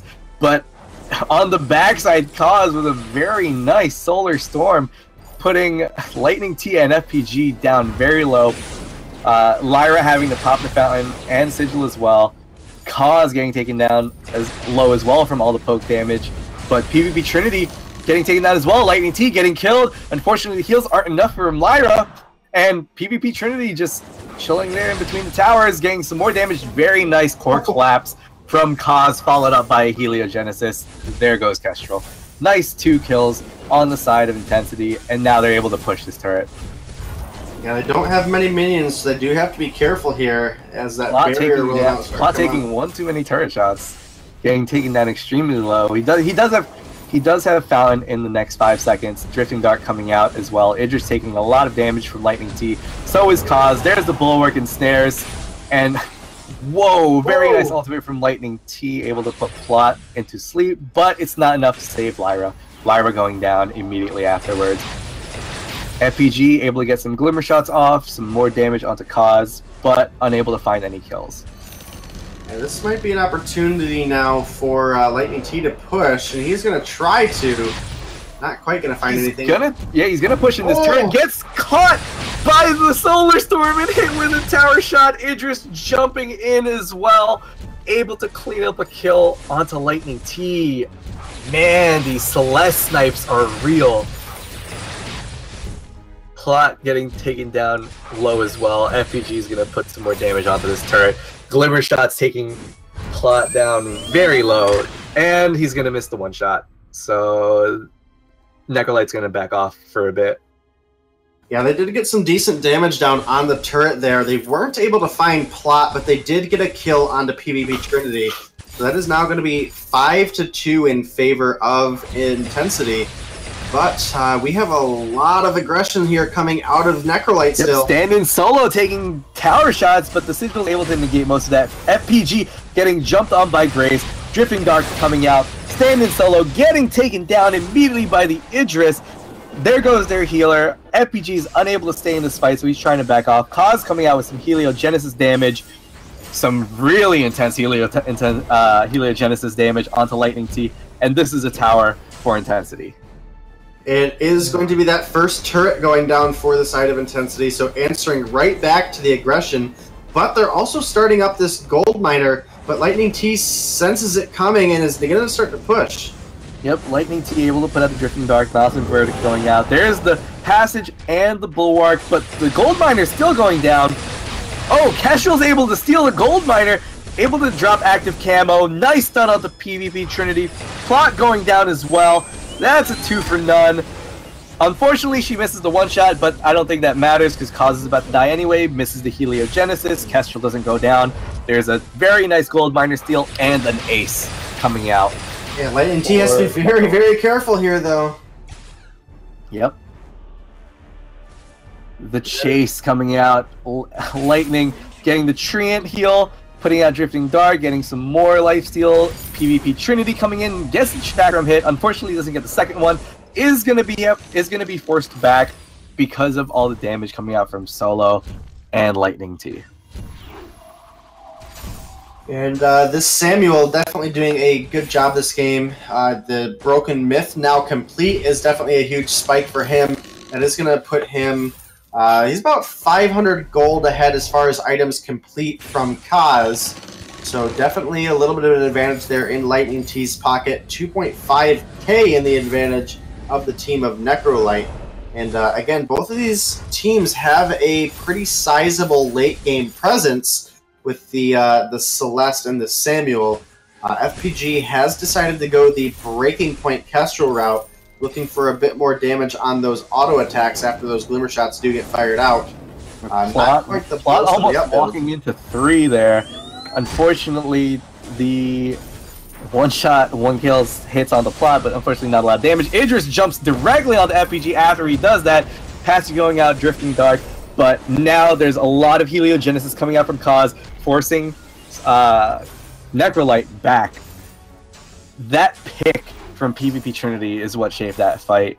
Yeah, and that really has to fall on Plot there. The Kestrel did drop the active camo, but a good flare coming out of Plot allowed PvP Trinity to get the Shimmer Strike down, and that was really what was able to help them clean up that kill so early, before Lyra really even had a chance to react. The Fountain came out a little late, as well as the Imperial Sigil was down for that, so definitely a huge fight there for Intensity, even just to pick up one kill and force the aggression from Necrolyte back. Yep. It's what's needed right now. Get these 1 picks, get these single pickoffs, and force your way back into the game. Kaz finding FPG again. Is there a core collapse? Yes, there is, and there's a hero kill 3-on-1 now on Stand-in Solo. Heliogenesis damage going out, Sigil going down, but unable to find another kill. But it's another pick onto the core Kestrel, and that is huge. They're going to force a fight onto the Miner now. I don't know. Well, Lightning T might have something to say about this, but it's a fight without their core. And unfortunately, no steal. Secure it. Yep, no steal. Passage goes out. Solar Storm does hit onto Stand-in Solo. It looks like he's going to go down here. Yes, he does. So, unfortunately, their idea of trying to steal the Miner backfires, and they give up a kill. They do give up a kill, but Kaz is now very low in energy and has to be careful. He's going to have to probably get into those Halcyon Chargers for his next item if he wants to be able to sustain some of these Heliogenesis a little bit more. And it does look like Intensity is going to split the Ambient Gold here in the back of the jungle, which is really smart because you want that Idris to get fully online. He does have the Tier 3 boots, but he does not have a third Tier 3 offensive item as FPG does. So that's definitely something we're going to have to look at for the damage trading coming out here in the next fight. Yep.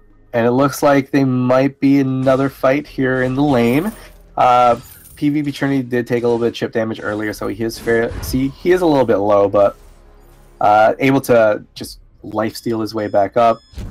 And it looks like Necrolite are just gonna back off and farm in their jungle, but nice flare coming out, picking out Intensity.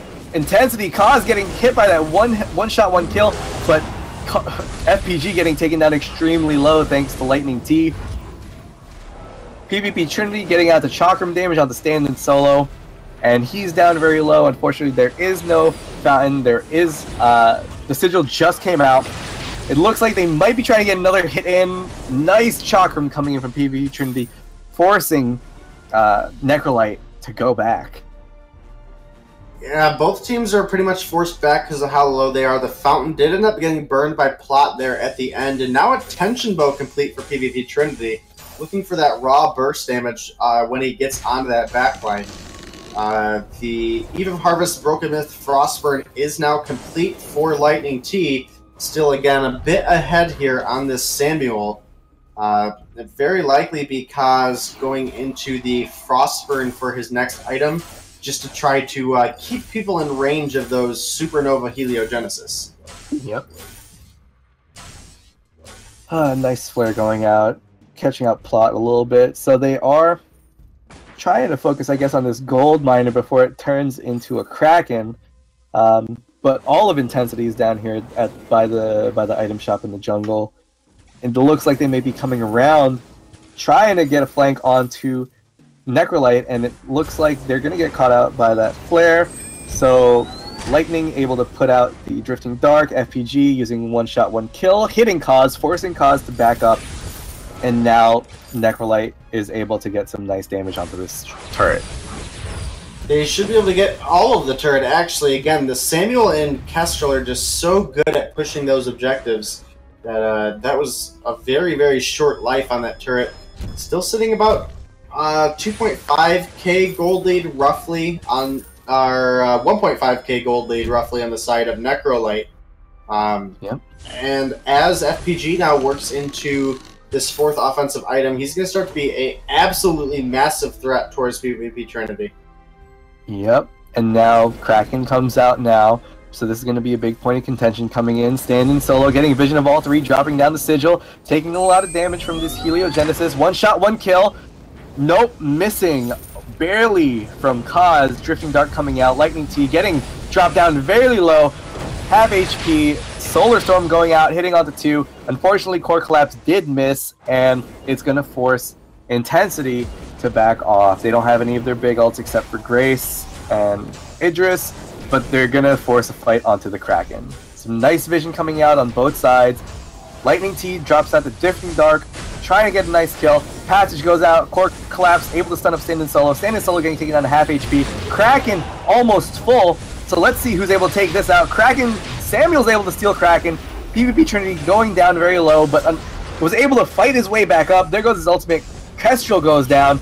Plot, very low HP. PvP Trinity as well. Stand-in Solo and Samuel are able to pick up the kill, able to clean up, taking out the Kestrel, the Celeste as well. So now it's 2v1 with a Kraken on the side of Necrolite. Yeah, and they should be able to get a pretty sizable push here. They'll probably get the choke point turret and a decent amount of damage down onto one of the Vayne turrets. I don't know if they can take it with the death timers as low as they are. It'll very likely be one turret, and then they'll force themselves away.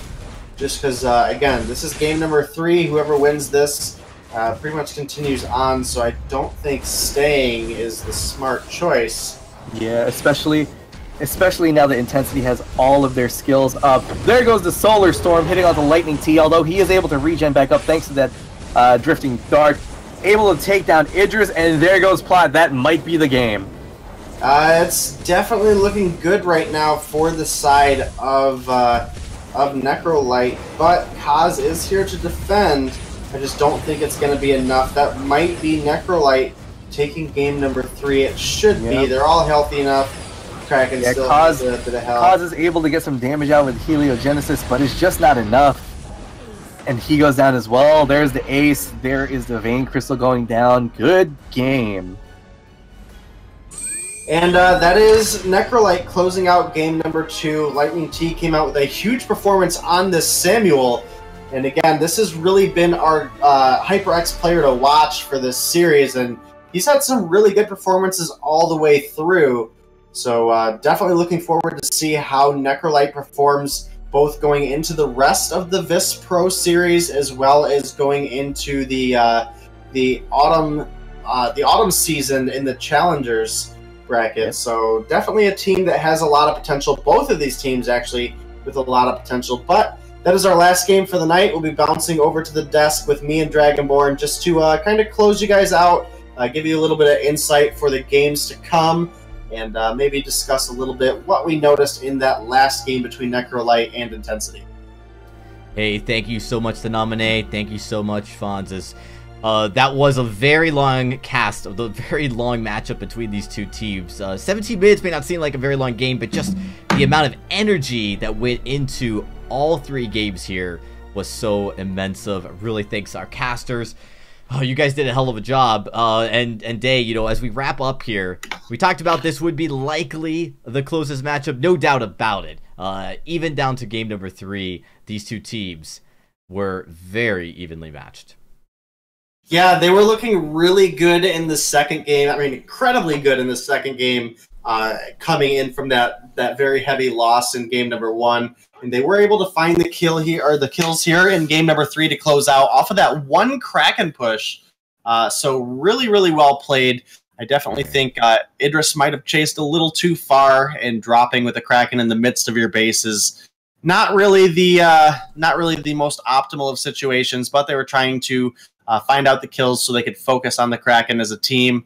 Just didn't quite work out. And again, Intensity, you guys did really great. I'm excited to see you guys going forward into the Challenger Series for the autumn season. But it is going to be Necrolite. It is going to be Necrolite moving on here in VIS Professional Series. Well, and I'm really proud of Necrolite. They really stood their ground. They kind of persevered through. That was a really intense series, and really hard. Like, you think about just the grueling and grinding you have to do through that match. To make it to a game 3 and then to play all the way till the last second, like just so close. We had so many crystal miner steals, gold miner steals. I mean that just gives you an indication on how back and forth these matchups were. With that, guys, though, we are going to say goodnight real quickly. Let's just take a look at the schedule. We do have one more round of 16 taking place tomorrow, and then we will be on a break till next Tuesday when we come back at you guys with the round of 8, the quarterfinals, the semifinals, and then the finals to follow. You guys definitely make sure you hit the follow. You're not going to miss all the action that takes place here. With that, that's it from here at the VIS desk. Good night, everybody. We'll see you guys tomorrow at 6 p.m. Pacific.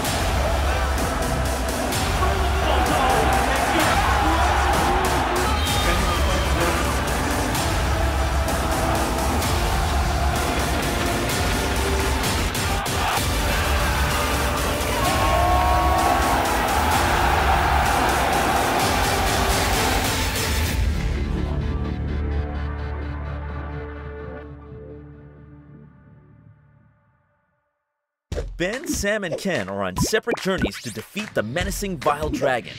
But let's just say luck isn't on their side. If only there was a way for them to find each other and band together. Well, that's why there's band.